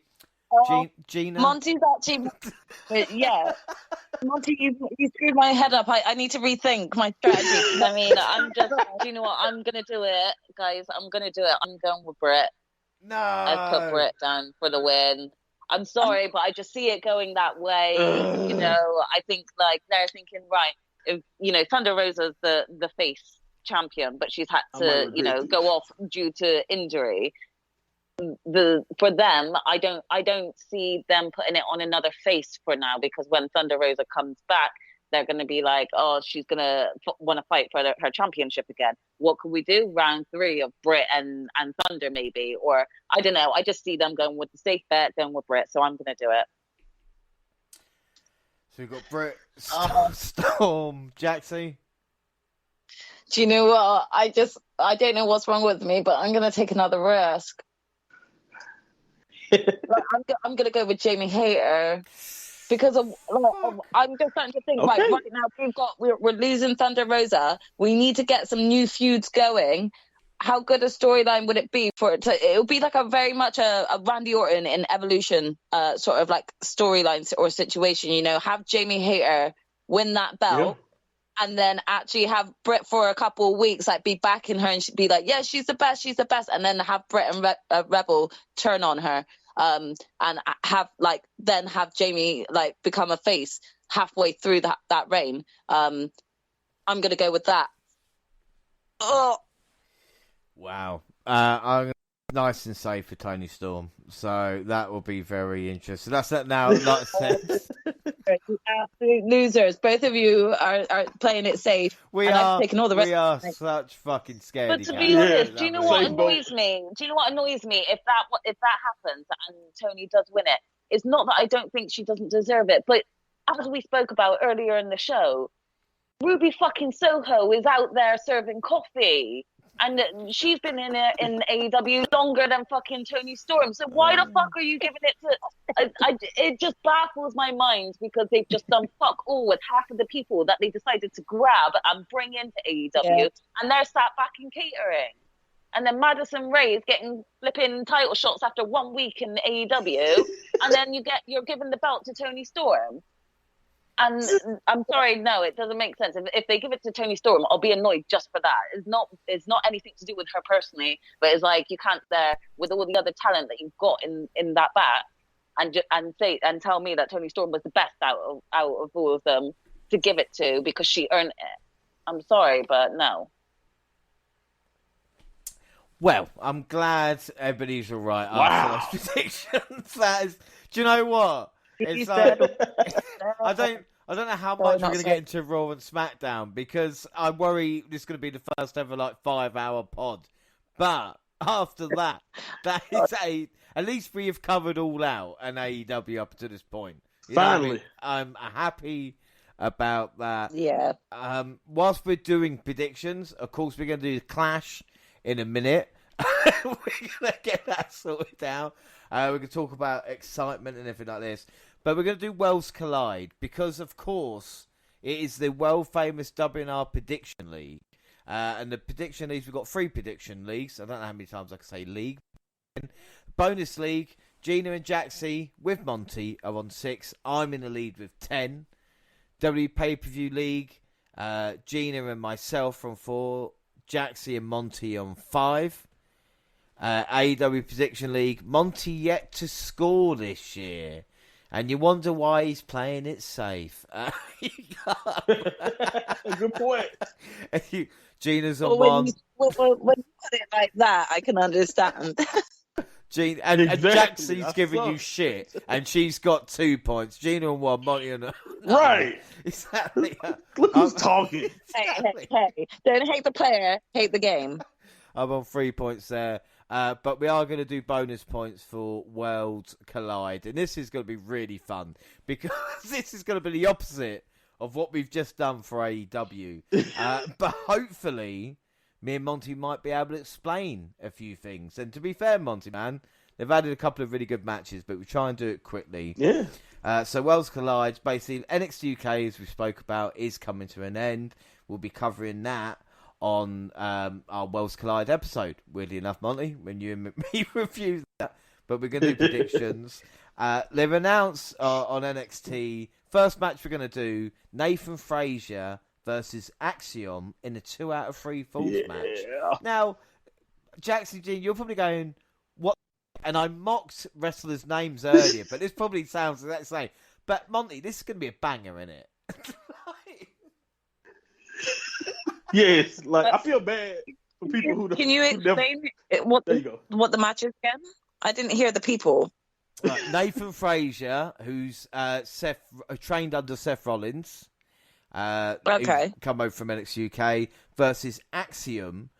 How do I explain Axiom? A-Kid A-Kid is under a a great mask. wrestler, mask in NXT, and I don't know what reason why they're fighting each other, just because it's going to be a really good match. Just to do it, yeah.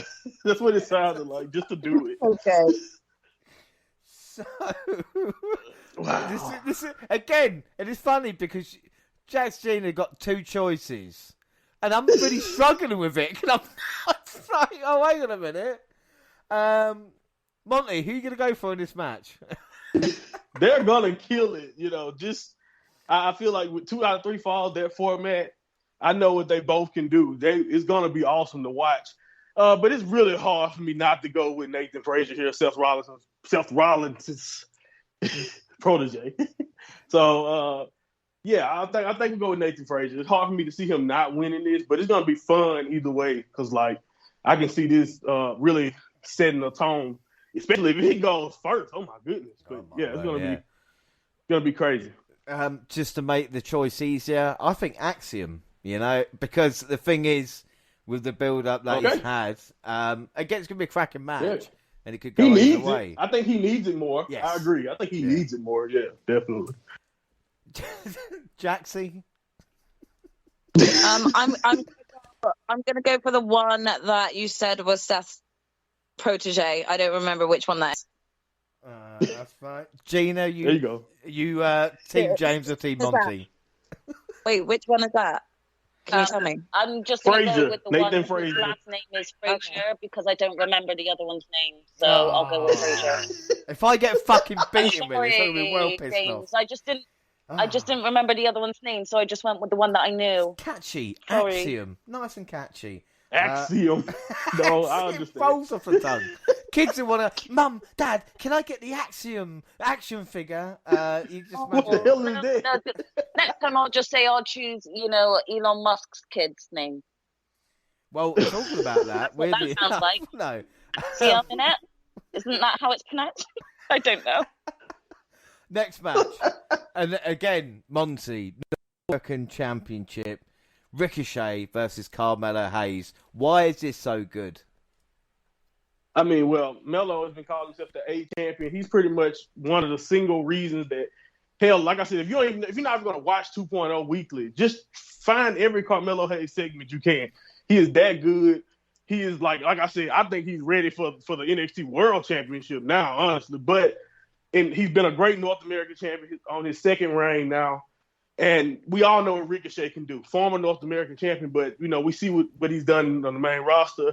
Even if booking has stifled him, Ricochet is always down to give out, fantastic performances.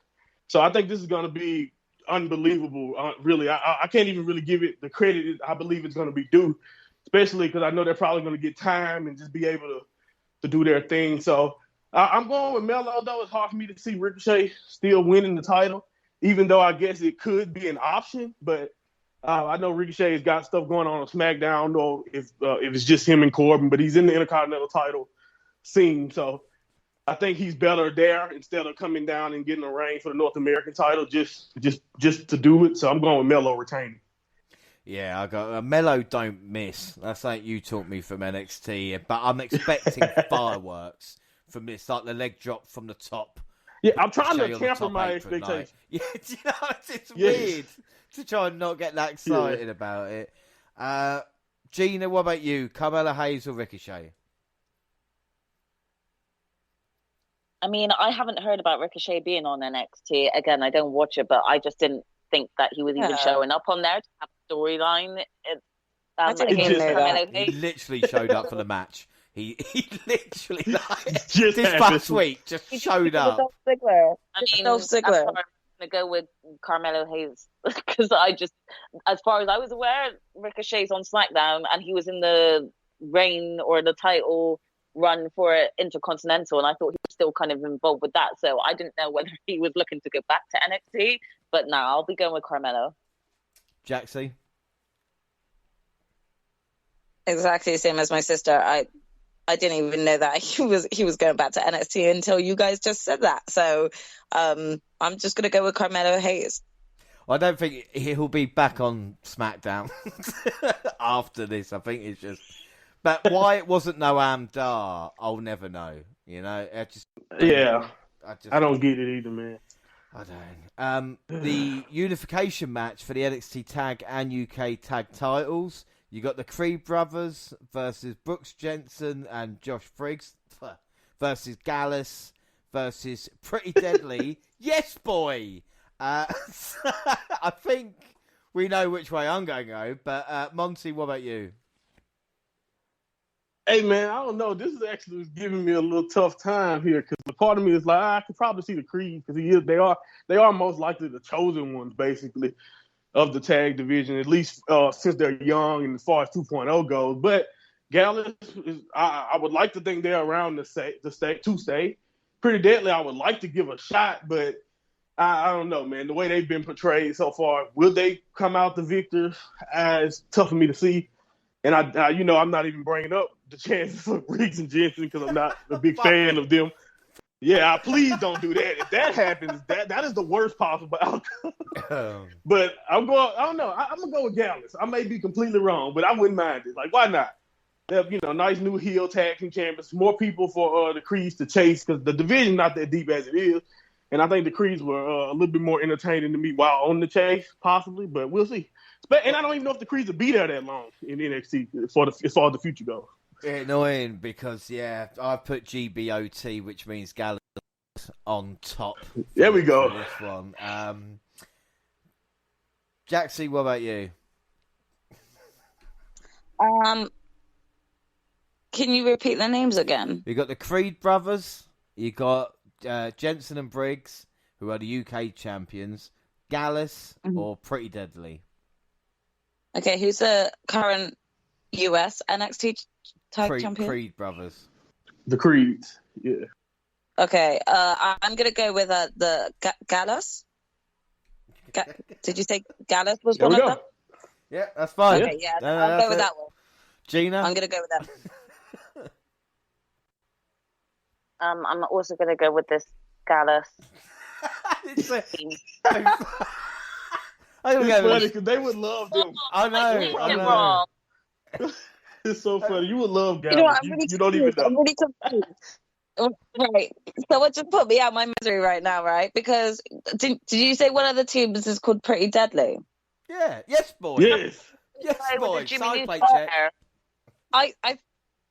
I don't know why, but like I know it's not them, but I had Toxic Attraction in my head. Like it's Pretty Deadly, not a female group, like tag team. They're men. No. You're pretty Yes. on the mark. You're pretty on the mark. Yeah, you're on the mark, though. I don't know why. Yeah. I just thought of Toxic Attraction the minute you said like that. What are they called? Pretty Deadly. Yeah. Yes, boy. Yes. Yeah, I don't know why. Yes, It just boy. sounds like it sounds like quite a female tag team name. You know, I'm not slating it. Oh, I'm just, once you see them, No. If you please, you need to don't- look them up. What are Elton they like? Prince and Kit Wilson are the Steiner brothers of this. what are they like? What are they like? They are like Flamboyant. Eminem. You know, I'm trying to think. Yeah, exactly. You know- Nitro and Mercury. Yeah, Yeah. Just no Melina, basically. but dressed like Toxic Attraction dress. You know, like Yeah, crop tops. Like they're Yeah. 6'4". Okay. Like what were they? What were they? Fandango. Okay, yeah, him and Yeah, Fandango yeah. and Breeze. That's bit more. Yeah, Billy and Different Chuck. way, yeah. Billy and Chuck. Okay. Like, That definitely makes the tag team name more understandable now. yes, boy. Yeah. very flamboyant. Yeah, without doubt. They're a great team. They are a great team. Up next, the NXT Tag Team titles for the women. Katana Chance and Kaden Carter, the champions, versus Doudrop and Nikki Ash. I'll go on this one. The thing is about it, right, and this is it. Wait. I'm sorry. Please correct me. Go ahead. I haven't watched NXT in a while, but did you say Kaden Carter? Wasn't she with someone else, like as a tag team? Who's this Katana Chance? Name change. It's a name change we've had to deal with. It's the same one. It's the same person, just different name. Katie Catanzaro. Katie. Exactly. Casey Catanzaro, yeah, the one that. Casey. That was her. Oh, so that's still her. Yeah. Right. She's just Katana Chance now. Katana. She ain't from fucking MK. Who the Yes, fuck Mortal Kombat. she is?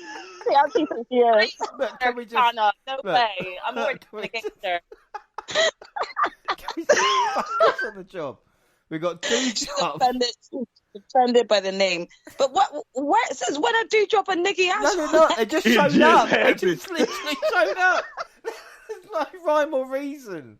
It's. But why are they even having them there when they were seen arguing backstage on Raw? Well, they were Like, discussing going to Yeah. NXT. I don't. This is a Yeah. thing, like, Because they were having a full-blown argument to me. I thought they were splitting up. I thought we were going to start seeing them yanking each other's hair out in the background there. I thought you were going to say something else. Right. Doudrop, Nikki Ash, Katana Chance, and Kate. Anyway, as I was saying, the thing is, Monty, is that this looks obvious until Yeah. Nikki Cross's music hits and she comes Ooh. out and all Don't do that. bets are off. Because I'm going, Don't tell me she's gonna do that. Now, if that's gonna happen, I'm way more hyped for this match now. Are we going to get a Piper Niven name drop as well? Are we Right? just going to get Well, that? Because if weirdly we're going to enough- give Nikki her music back, then give Piper Niven her name back, and actually they would be so much more of a formidable team and if it was Nikki Cross and Piper Niven, not Doudrop and Nikki Ash. well, without doubt, I completely agree with that. But what's weird about it is, and this is going to ruin it. Monty, pretend you're not listening to this because I've wrote this on the update as well. Piper never had a run in NXT. It says only NXT UK to the main roster, which again happened so infrequently that it was a real surprise. So it's actually nice for her to get a couple of matches on NXT. But again, with Chance and Carter just winning the titles, I've got a title defense there. Yeah, Champ's retaining for me too. It's just, not only was this on a fly, and the only really connection I got is that they both, of course, spent time in NXT UK, of course. So I get that. But other than that, I think, like you said, barring those surprises, and I'll still be hyped. I think we'll still get a great match, but I still believe that, like you said, the champ should retain. Right. Gina, you're up. It's Chance, Carter, or Doudrop Ash. I think I made my choice already. I'm going to go with Doudrop and Ash. Jaxie? She's so offended that she's taking the name. Just so jokes. Yeah, I'm not going to go that way. I am actually going to go with Caden and just say Chance and Carter. Just say Chance. Yeah, I get it wrong all the time. I'll know them by that. Simply because if they are going to actually give us back Nikki Cross and Piper Niven, it should be on the main roster. I don't think it should be on NXT. Not saying anything bad about NXT, but I just think that they'll get much more of a pop. And I think that they both still deserve a chance to be a tag team if we actually get their original forms back. So, yeah, going to go with the champs retaining. Yeah, and I'm sticking in with this one. And then we've got the NXT Women's Champion, Mandy Rose, versus Blair Davenport versus the NXT UK Women's Champion, Miko fucking Satomura. I will explain, because we're not going to be able to go into Raw and SmackDown like fully. But one of the things I did right was, it's quite interesting, is what Oscar, I'm just pairing who I've seen and who I actually like. I always compared Oscar to Jaxie, you see, because I always thought, right, there's the one, be doing it for that amount of time, and, you know. So then Gina would be EO. Because, you know how much I love EO as well, how fucking cool she is. And then I was thinking, but I can't leave Monty out. And Monty, you're Miko Satomura. So that... Oh, nice. I feel legendary now. I'm just making the greatest tag team ever, like trios team ever. Oh, yeah. Final boss, baby. So that's how I would explain Miko for anybody that's never seen her before.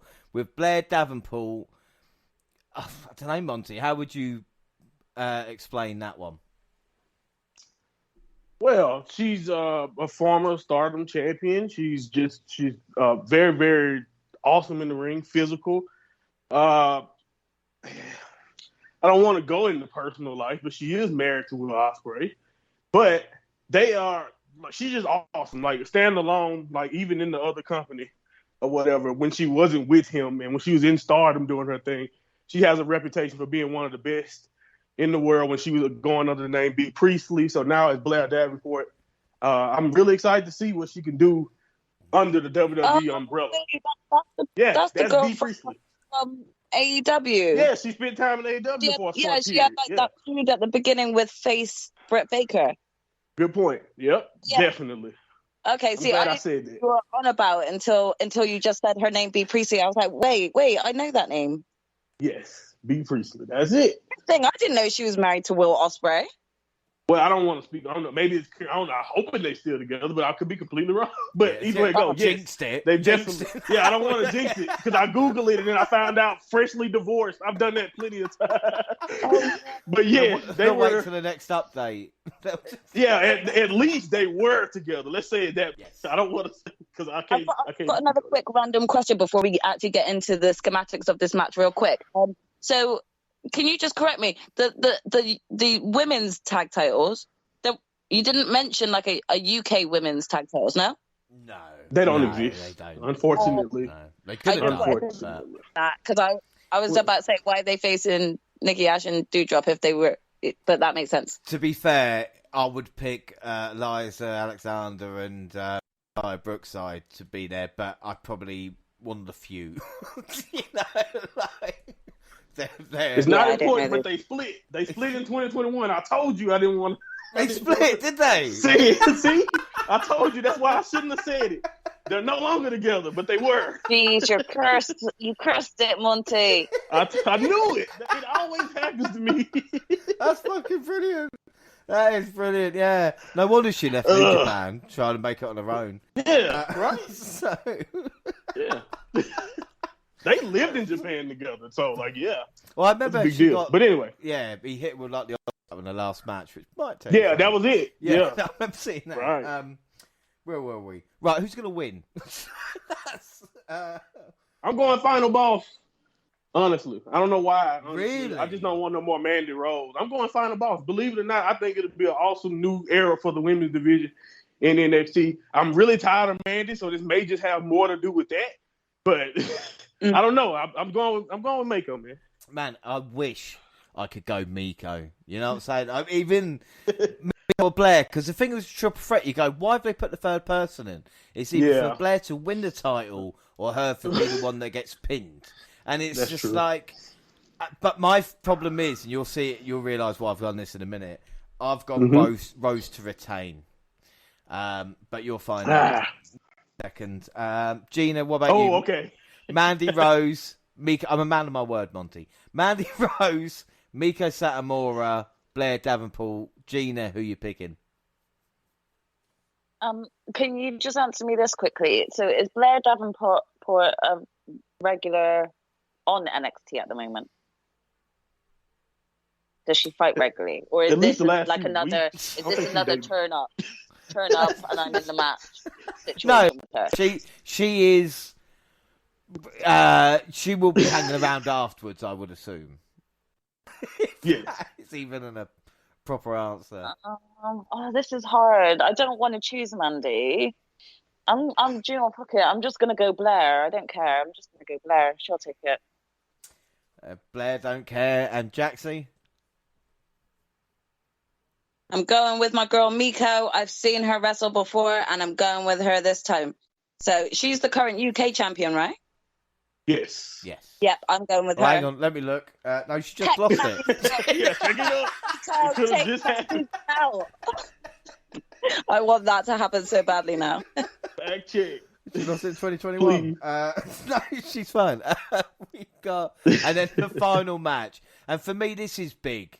Because another thing about the NXT UK title is how gorgeous it is as an actual championship, and placed by this multicoloured NXT belt is just, I don't know how I feel, but it's unification, title for title, NXT UK coming to an end, and their champion made the NXT belt multicoloured. Well, yeah, it's like something like a weird little rainbow thing, I guess. I don't know. Fuck's sake. But in the main event, for unification, all the marbles, you've got the NXT champion Bron Breakker versus the NXT UK champ, the big, strong boy from Mustache Mountain, Tyler Bate. And Monty, I said this to you, son, and I'm going to keep my word. Tyler Bate is going to shock the fucking world when they collide and beat Bron Breakker. He is a man who is... This is a perfect fight for Bate. This is Everybody's ever seen Tyler Bate. This is perfect. As in the underdog, as a smaller man, people do not realise what he will do. And what he does in this match will amaze you. This will probably be Bron. It's going might be shit now, but I put out there this would be Bron's best match, and I think Bate winning is a nice send off for NXT UK. Monty, why don't you just wipe that argument away now? You know what? I would agree with you if this was going on in overseas, but it's in Florida. It's at the Performance Center. I know it's a big weekend for you, man. I know a lot of stuff is possibly going on for you. And I know you're a homer, and I get it. I love the big, strong boy. He's awesome. But it's just it's hard for me. It's really hard for me to see them not. It's just really tough because we know NXT UK won't be here anymore. I'm with you. It'd be nice to be a switch up. Braun has been the champion a little while. They really ruined his reign with the Gacy stuff, in my opinion. But, I don't know, man. It's really hard for me to pull the trigger. So while you're doing that, and I understand every reason you just listed, and I love it, I'm going to continue to stay on the safe boat. I'm going with the WWE main roster guy. It could be his time. You're right. It could be time for Braun to get called up. Who said that? Hey, but I'm sorry, man. Breakker is gonna do it, and I hate to do this to you, my guy. But I don't think Bate is walking out as the champion. It's just I don't know. I could be completely wrong, but I'm sticking with my guns. You go with the strong boy, and I'll go with the Breakker. Jaxie, what about you? I'm going Team UK all the way. Let's go, Tyler. Yeah, come on. Yeah, have that. Definitely. No bias at all. No bias. I UK, also feel UK. like Bron Breakker is like gaining a lot of traction right now, and it like even I know of him, and I don't watch like a lot of NXT at all. So I feel like he even could be called up to the main roster anytime soon. So it's kind of like a mixture of the two. But I also I want to actually just put my faith in the UK. So I'm going with is it Tyler Bate? Yes. You said? Yeah, I'm going with Tyler Bate. Yes. And Gina, to finish us off on Worlds Collide. I took a risk with the women's one, so I'm just going Braun. There you go. Good job. Good job. See, I'm trying to protect Breaker versus Melo. I need that to happen for the world title. And it can't happen if Tyler wins. So get out of here, Tyler. I'm sorry.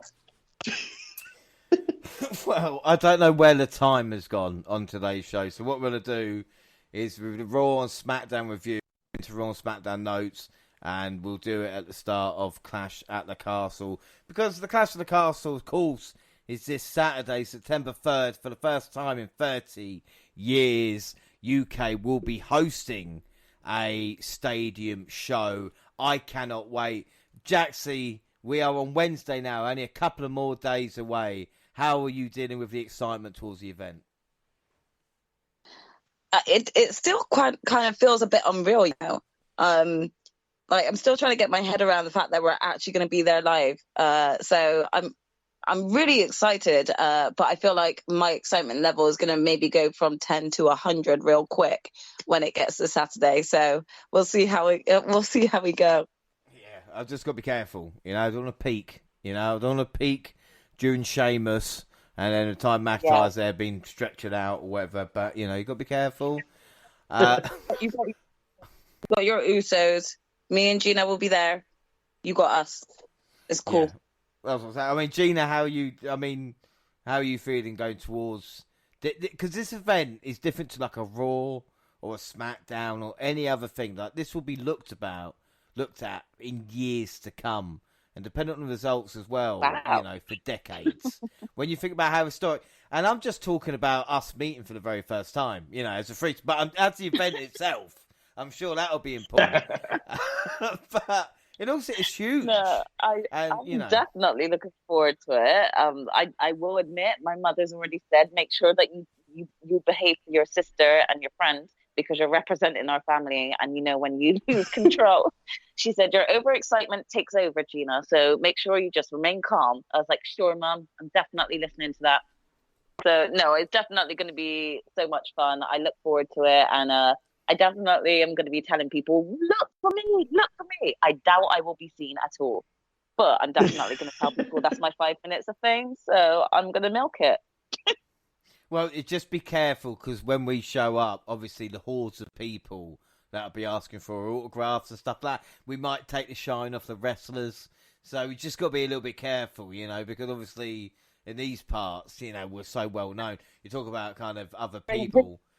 You know, what Bring your sunglasses. What culture have asked if I'm coming, guys? So I've said to them, like, if we can fit you in, you know, I've got a few other bits and pieces to do, guys. But you know, like if we can, we will. We may be able to squeeze you in. Yeah, if we can.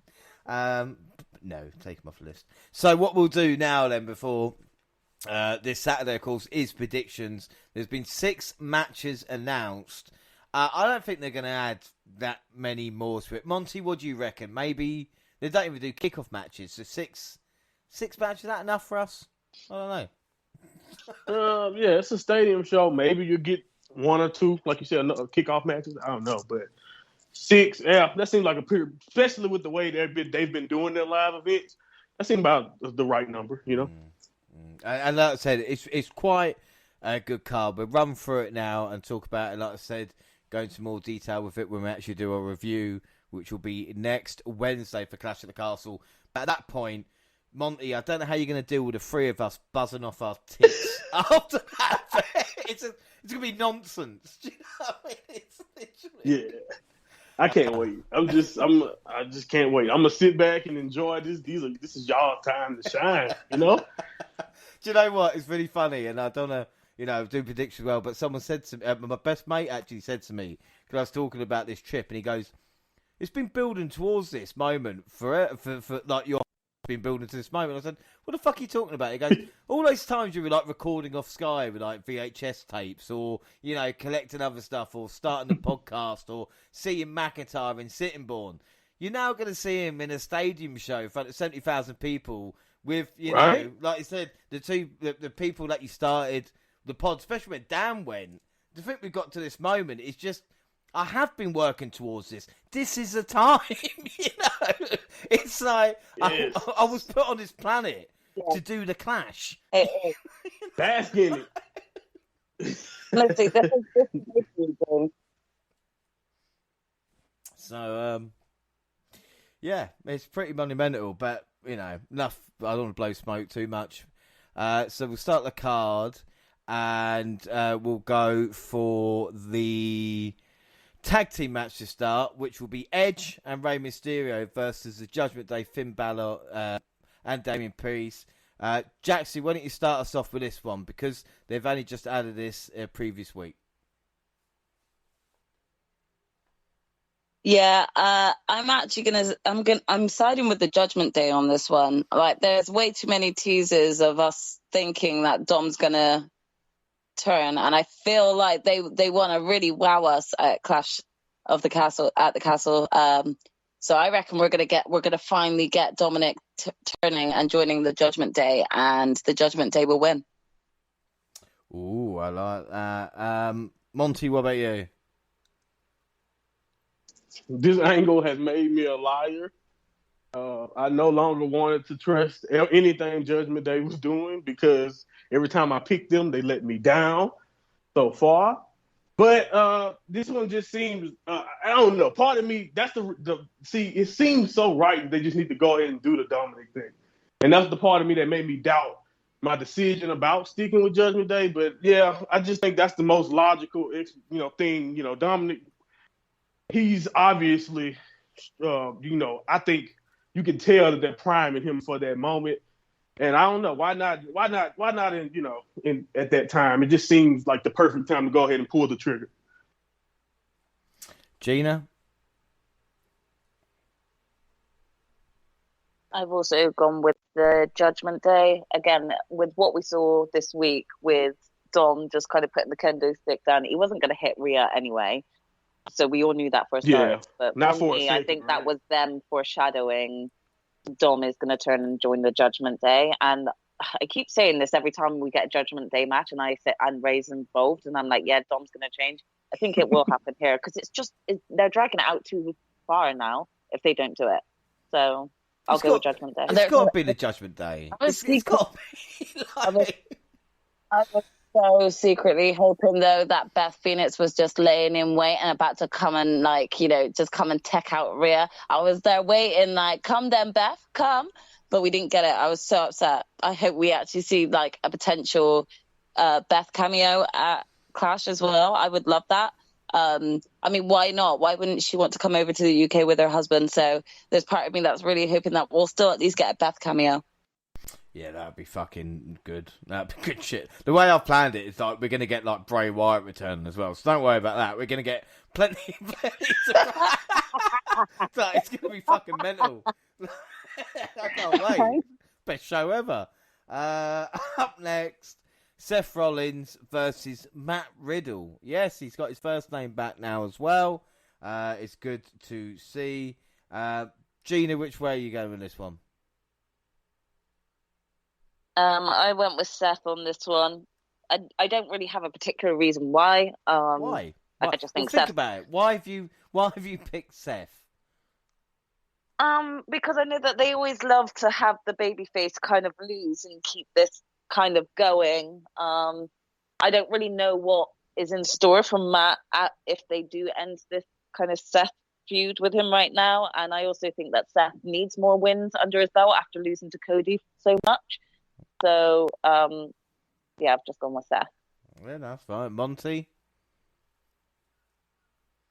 Yeah, man. After that segment Monday and everything that kind of went viral and how it kind of feel blood feudish to me, like it's gonna be deep rooted. And I think the way you continue this on until we get possibly that stipulation match. As a matter of fact, they put it off. If you think back to what happened at SummerSlam, it was possible to get this at SummerSlam, and they claim to push it back here. So I think they obviously have a long-term like conclusion. I don't know if it's already planned, but I think this is definitely a longer-term feud and not a short-term. I'm going with Seth taking the victory, Riddle maybe down the line in a stipulation. Yes, Monty, match. come through. Jaxie, what about you?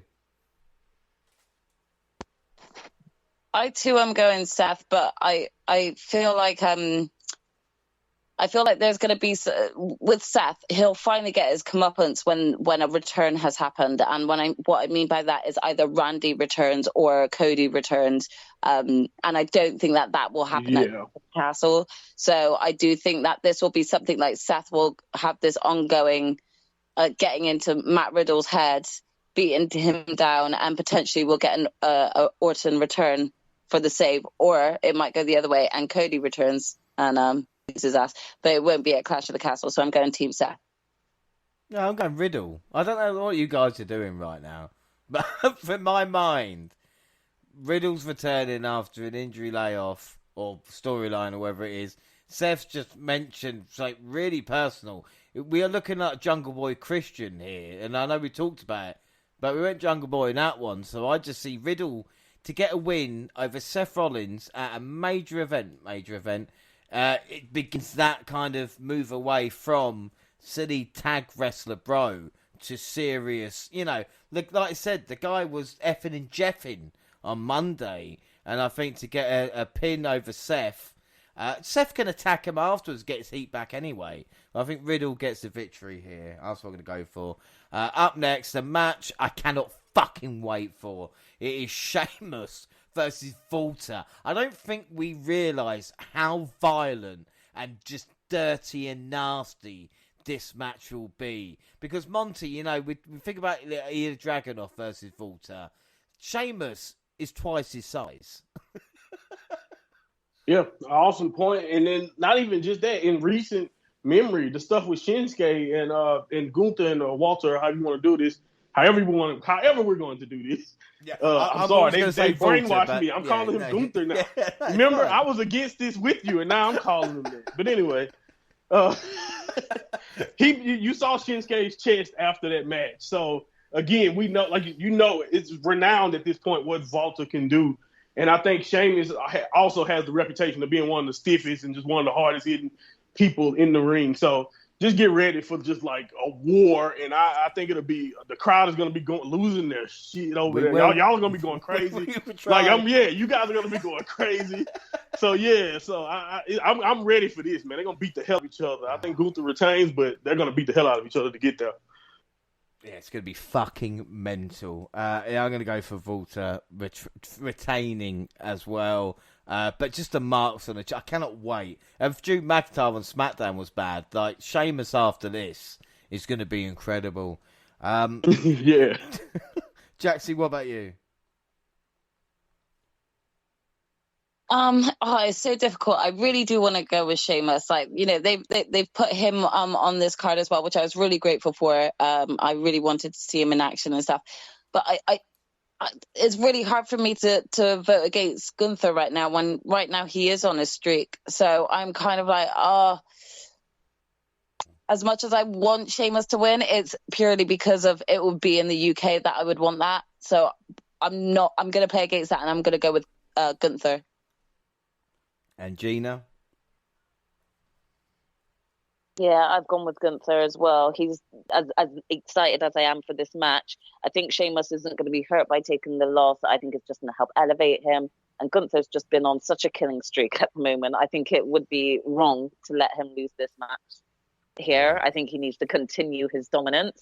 That will actually help him to elevate himself in like a few weeks or a few months to the next title scene, possibly, So I definitely am going with the champ to retain. Up next, the SmackDown Women's title, Liv Morgan versus Shayna Baszler, however you want to pronounce it. Jaxie, which way do you see this going? Because we know Ronda Rousey's going to show up. Like, we know that's happening.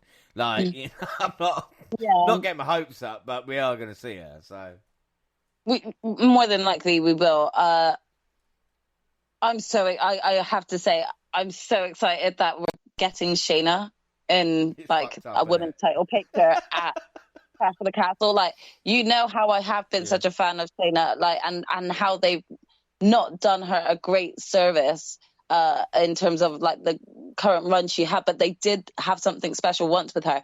I really am hoping that we're seeing like the beginning of that Queen of Spades coming back, you know? So I'm going Team Queen of Spades all the way, because if that means that we could get a Ronda Rousey, Shayna Baszler feud, give it to me. Take my money, give it to me. So I'm going Team Shayna.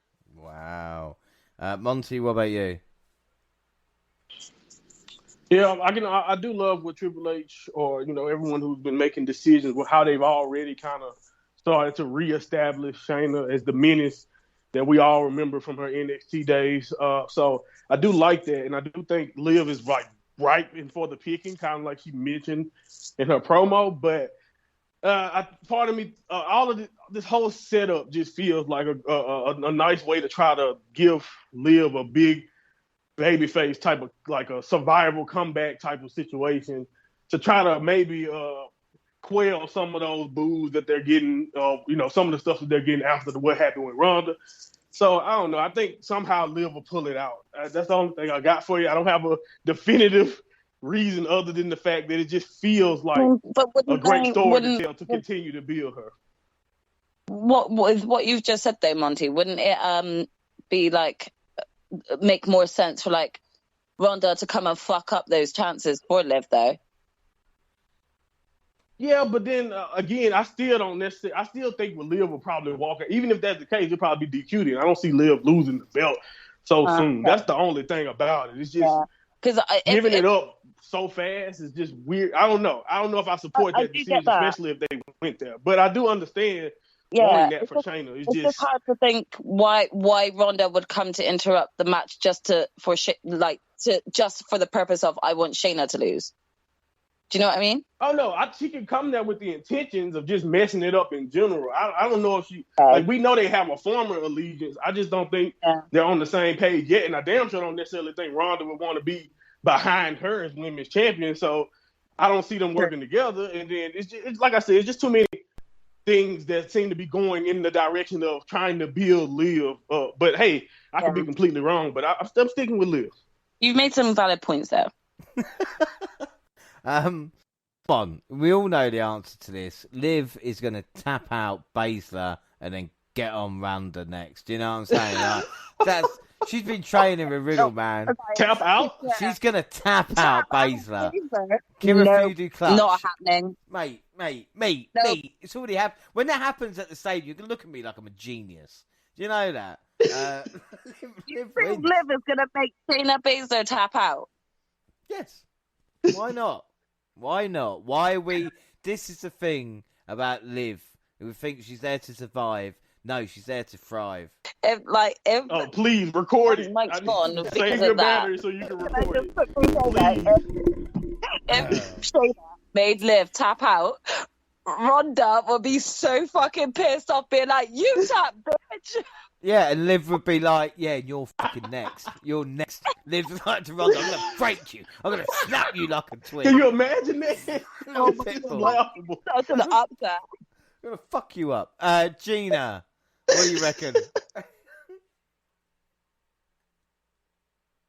I mean, this is difficult because I am 100% wanting to back Jaxie here, because I love Shayna as well. I am a sucker for it. I just love her, and I think that they screwed her over as soon as they moved her up, made her look so dominant in that elimination chamber, and then just shot her to shit after that.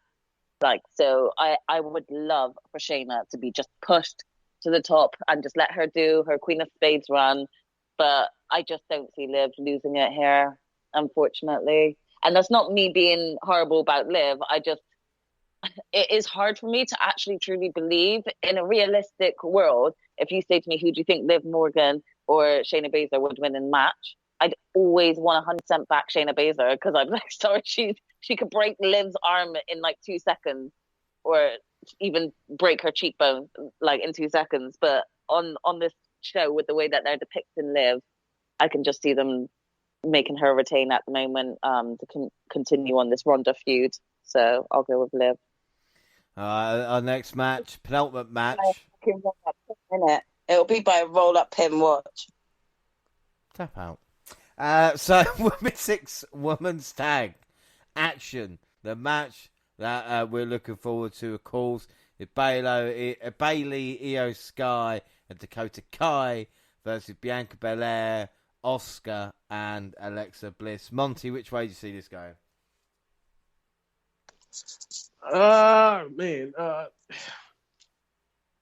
This is a tough one, and honestly. But I think from the beginning, I've just been like, especially, I'm really, really confused, especially with the way Raw kind of ended and all of that with the tag titles. So since that happened the way it did, I think now I'm even more thinking that I don't know if they're damage control or whatever the control is, or just, Sky and Kai and Bayley going over, I think is probably where I'm headed. They need to establish themselves a big victory like this over people that we all respect. I think in a fantastic match would be good for the faction, in my opinion. That's pretty much the only way I can think about it, even though, of course, we know it's Asuka, the women's champion, is Alexa Bliss, so we know what they're about. But I think the right decision is Kai, Sky, and Bayley. Yeah, well, part of me hopes that Asuka drops out and they replace her with Nymph or Raquel Rodriguez. I think that will really spice it up a little bit.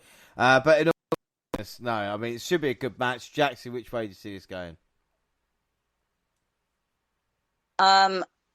Yeah, I definitely feel like they screwed up with not putting the belts on Io and Dakota, even with the short amount of time that they have been on the main roster. I still feel like they're more of a solid tag team than Raquel and Aaliyah. That being said, I'm willing to kind of just see what how they do with the titles, but that definitely makes me feel like Bayley, Io, and Dakota are picking up the win here. To be honest, I'm kind of stuck in between two hard places. I'm always going to want to back my girl Asuka, but I also love Io.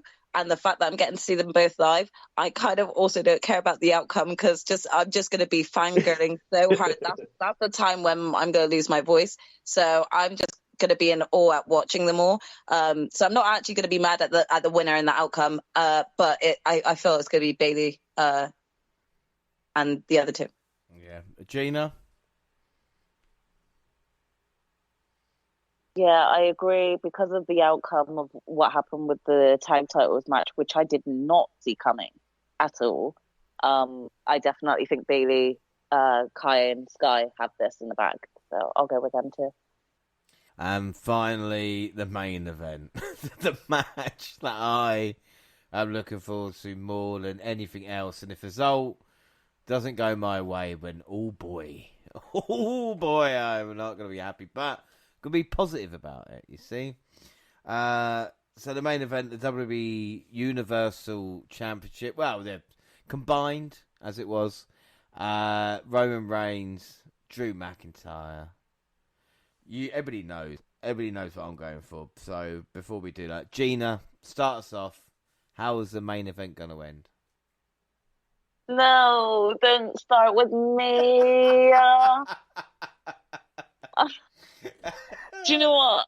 I'm going to go with Drew with this one, and I'm straight up going to say it, but I really don't want that to happen just because I would so love to see Daddy Reigns retain and be all happy in the ring at the end, right in front of my eyes. And I really want that to happen, but I just feel like Drew's got this because of the big build-up and how long Roman's had the belt now. It feels so sad for me to not say Roman. but I'm just going to say Drew. Isn't it funny that you're worried about Roman Reigns being happy when you're going to have me next to you crying his fucking eyes out if Drew doesn't get the job done? But don't you think that if he's happy in the ring, then he'd stay behind an extra few minutes to pick me out in the crowd? No, because Drew's going to get That's the why microphone and say, Drew will get the microphone and say, there's one man who's followed me all these years and he's sitting in raw fucking... No. Come here, Of like course. me, fucking, we'll do a little dance. Somebody get a pin. That's what's going to happen. Yeah, no, I'm going with Drew for that one. Drew's going to win it. Jaxie, what about you? I too am going with Drew, although I too feel Gina's pain in saying that I really would have just loved Roman Reigns to win so I could just see him celebrate at the end with the Usos there too, because I just really want to see the Usos. And even though I know we're going to probably see them during this match, they're going to get their ass beat. I kind of just want to see them all looking dominant, But I'm going to be over the moon if Drew wins it. Like, obviously, it kind of feels like it should go that way. So we'll see. But if Drew wins it, I actually think that as he's celebrating, Karrion Kross is going to come out and murk him. If he does that, Theory cashes in, but at least we see McIntyre win the title. My way of going... Imagine for me jumping out down and then you go, tap me on the shoulder and go, Theory's just cashed in. Hey, time down. No, hang on a minute. There's a totally man get my tackling phone out Theory. Honestly, I think the whole of the UK arena will just leave feeling so depleted. No one's going to be want to go out drinking after or anything. They're all going to be out, fuck this shit. Fucking Theory won in the end. Jesus Not even Christ. fucking Karrion Kross. So anyway, Theory's not going to cash in, right? What's going to happen? What's going to happen is the match is going to be fucking awesome, as we know. Sheamus and Drew McIntyre need to come out to their old themes. That is something that definitely needs to happen as well. But McIntyre even more so. Oh my God, they do. I'd love that. I'm going to try and especially sing Drew. it. I'm going to try and sing. And our dream broken dreams. I'm definitely going to be recording a lot of this. I'm going to be recording a lot of this. Just, Make them for you. Bum, bum, Yeah. Air guitar. Yeah. And our dream. Actually, I'm going to try and start that chant. I don't know how successful. But if he does come out, I'm going to lose my shit. There's so many times I'm going to lose my shit at this point. But the point that's going to lose my shit the most is when the Usos and fucking Sami Zayn come out and the referee gets knocked down and you're thinking, oh, for fuck's sake. There we go. And they're looking to put Roman, they're looking to put Drew away. Suddenly, lights go out, lights come on, and it's Bray Wyatt / The Fiend in the middle of the ring. And he says, 2 years ago, you cost me my title. I'm costing you now. Takes out Usos. Takes out Zayn. Reigns turns around. 3, 2, 1. Claymore. And after the 1, 2, 3, Drew McIntyre celebrates in his home country. Well, not country, obviously Wales, but who cares? In his home place. 70,000 people. Fireworks going on. And jumping up and down, hugging strangers, crying, celebrating this very moment that we saw a British man win the WWE Championship in our homeland. History will be made. Or not. Monty, what do you reckon? After that, how can I say what I really think? I almost like your outcome, way better than anything I've thought of so far. Like, wow. Yeah, I hate to be that guy. Prick. I hate to be. I hate to be stereotypical. You guys are making a patriot out of me. I'm going Roman Reigns. We are making a picture out of him, but that is literally because WWE has painted him that way. Did you not see that 2 those two promos we got on Drew, the before and the after, the fall, the downfall, and the climb up. You know, so of course. Please don't revoke my honorary Brit status. Please don't. I'm going with the Chief. Well, someone's not invited to the Clash review. I'm just. I also have a piece of advice. You guys are at a stadium show. Do not be like me. Don't lose your voice halfway through. Yeah. Save it for this moment. Because whether I'm right or you guys are right, you guys are there to enjoy this moment. So please appreciate it. And I wouldn't be mad at all at any of the outcome of Drew winning. It makes the most sense. You know, especially the only thing I think about when I think about a stadium show over there is the British Bulldog, you know, rolling up bread, right? Am I tripping? Like that's like one of the most famous moments ever. So I understand, you know, rekindling that, doing it here is the perfect time, and I wouldn't even be mad at it. But it's just so hard for me to convince myself. And maybe it's 2 years of programming. Maybe that's what's going on. But I'm going with the Chiefs. I'm sorry. If I'm wrong, you guys, the review podcast will be even funner for you guys. Oh. If I'm right, it'll be a nice little decision. They can't us. It's a British show. Come on. Do you know what they should have done? And again, I don't want to be this guy, but you do a contract signing, right, with Drew and Roman. No, it's very simple. Contract signing on Raw or SmackDown. You get to the pay-per-view, Drew beats him clean, and Roman says, you didn't read the contract. Yes, you're WWE champion, but it was only for the WWE Championship. I'm still Universal champion. You keep the title on Reigns in that way. You give it to Drew. New title. Works out. You need to go right. Call Hunter. Yeah. Yeah. Look at this. I've been thinking of ways to try to split these belts up for a while, and that was perfect. Yeah, like, you know, having like what would be even better is having like a contract signing on SmackDown, like an impromptu one at that, and then having like Paul Heyman return with the contract and be like, oh, here you go, and like that, and have it be Paul Heyman put that stipulation in there to protect his tribal chief. That would actually make it very, very sweet. That'd be genius. That'd be genius, it really would. That would be so clever. I like that outcome the most, I think. Well, whatever. I'm down for that too. Drew's winning, right? I don't care what he says. Like, if he's let's go, Chief. I've left stadiums before my football team lost, and to see, like you said, 50,000 depressed guys or women, depressed, like zombies. Drunk. Yeah, just walking out, just quietly not saying anything. Like it can't be that. But like I said, we are on the precipice of it now. This is the crazy thing about it, you know. Like even in a kind of weird way, the next time like Jaxie, Gina, and I talk will be in person in a weird way. Like it seems it's all come along, and we've got Clash at the Castle. It's fucked up.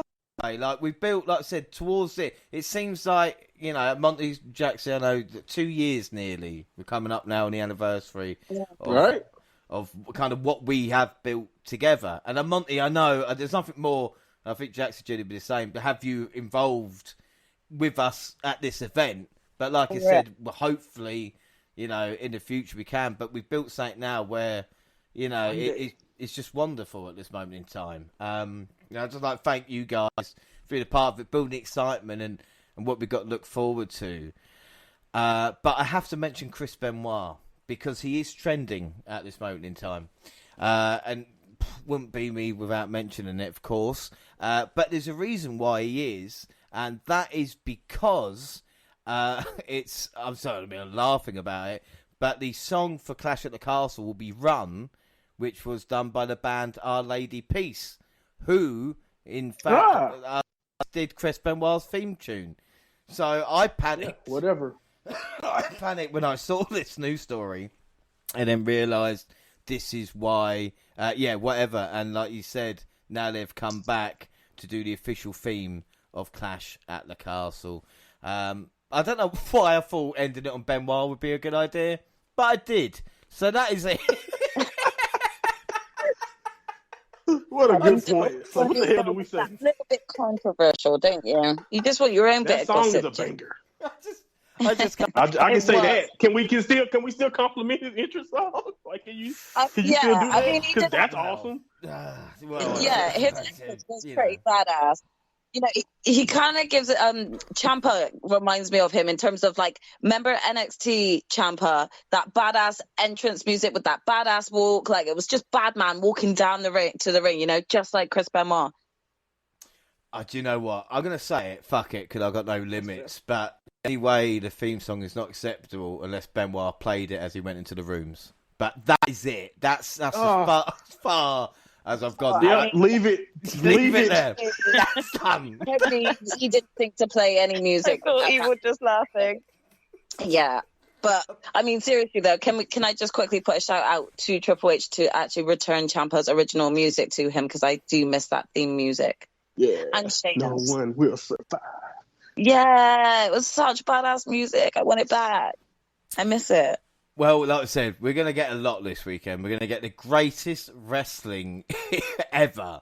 Like, just from Clash alone. But, of course, we've got All Out. And we've done predictions now for Worlds Collide. So there is a ton of wrestling to review, which we'll be doing. And like I said, next week we'll be doing our Clash review.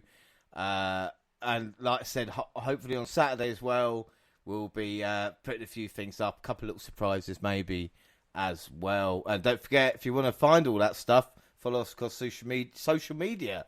Twitter at the WNR Podcast. I'm at the WNR JR. You can find the entire WNR team on the Twitter banner. Or Monty, where can people listen to you? Anywhere you listen to podcasts, search up Mind of Monty, or you can go to my Twitter at MindMontyPod. Check out our latest episode where, you know, this week I will be doing my best to break down my predictions in a little bit more detail. This is the first time I'm doing it in reverse order. I usually kind of get my predictions out there before. So it's kind of nice to see how I can put the show together this way. So check out a little bit more detail into why I picked who I picked for this exciting weekend of wrestling. Jaxie, where can people find you? I'm across both Twitter and Instagram at Jaxie Skyder. And Gina? Ditto, and you can find me at Purple Pain. Double also on Facebook and Instagram. Across all Google platforms, so listen email to doublepodcast@gmail.com. And YouTube is WNR Podcast with all the latest clips and podcasts at the same time on YouTube to do SoundCloud on your phone. Also Spotify and iTunes, we can download, subscribe, rate and review there. So that is it. Our next episode will be the Clash at the Castle review. But we've got to go to the Clash first. So Monty, wish us luck, and we can hope we can come back in next Wednesday in one piece. Right, please. Yeah, good luck to you guys. Have a safe trip. And like I said, I want photos, I want details. Save your phone batteries, though. Some of these long days, trust me, I know. So have a good one. Yeah. It's literally, I cannot believe, the phone is one of these things I'm thinking, it can't go. I don't want to carry around a battery pack, but I suppose that's another conversation for another day anyway. But like I said, it's always a pleasure to have. What a great way to end a podcast. People want to know whether I'm taking a battery pack or not. But I've been joined by Monty. Thank you very much. Jaxie, of course, always a pleasure to have you on as well. It's been quite a long one today as well. Yeah, likewise. Look forward to meeting you on Saturday. I can wait. And the same for you, Gina, as well. It would be a pleasure to finally meet you in person and to go to watch this historic show together. For sure. It's going to be a great weekend, and I look forward to it. Yeah, like I said, I cannot wait. But until then, I've been James Rowlands. Thanks for listening, everybody, and bye.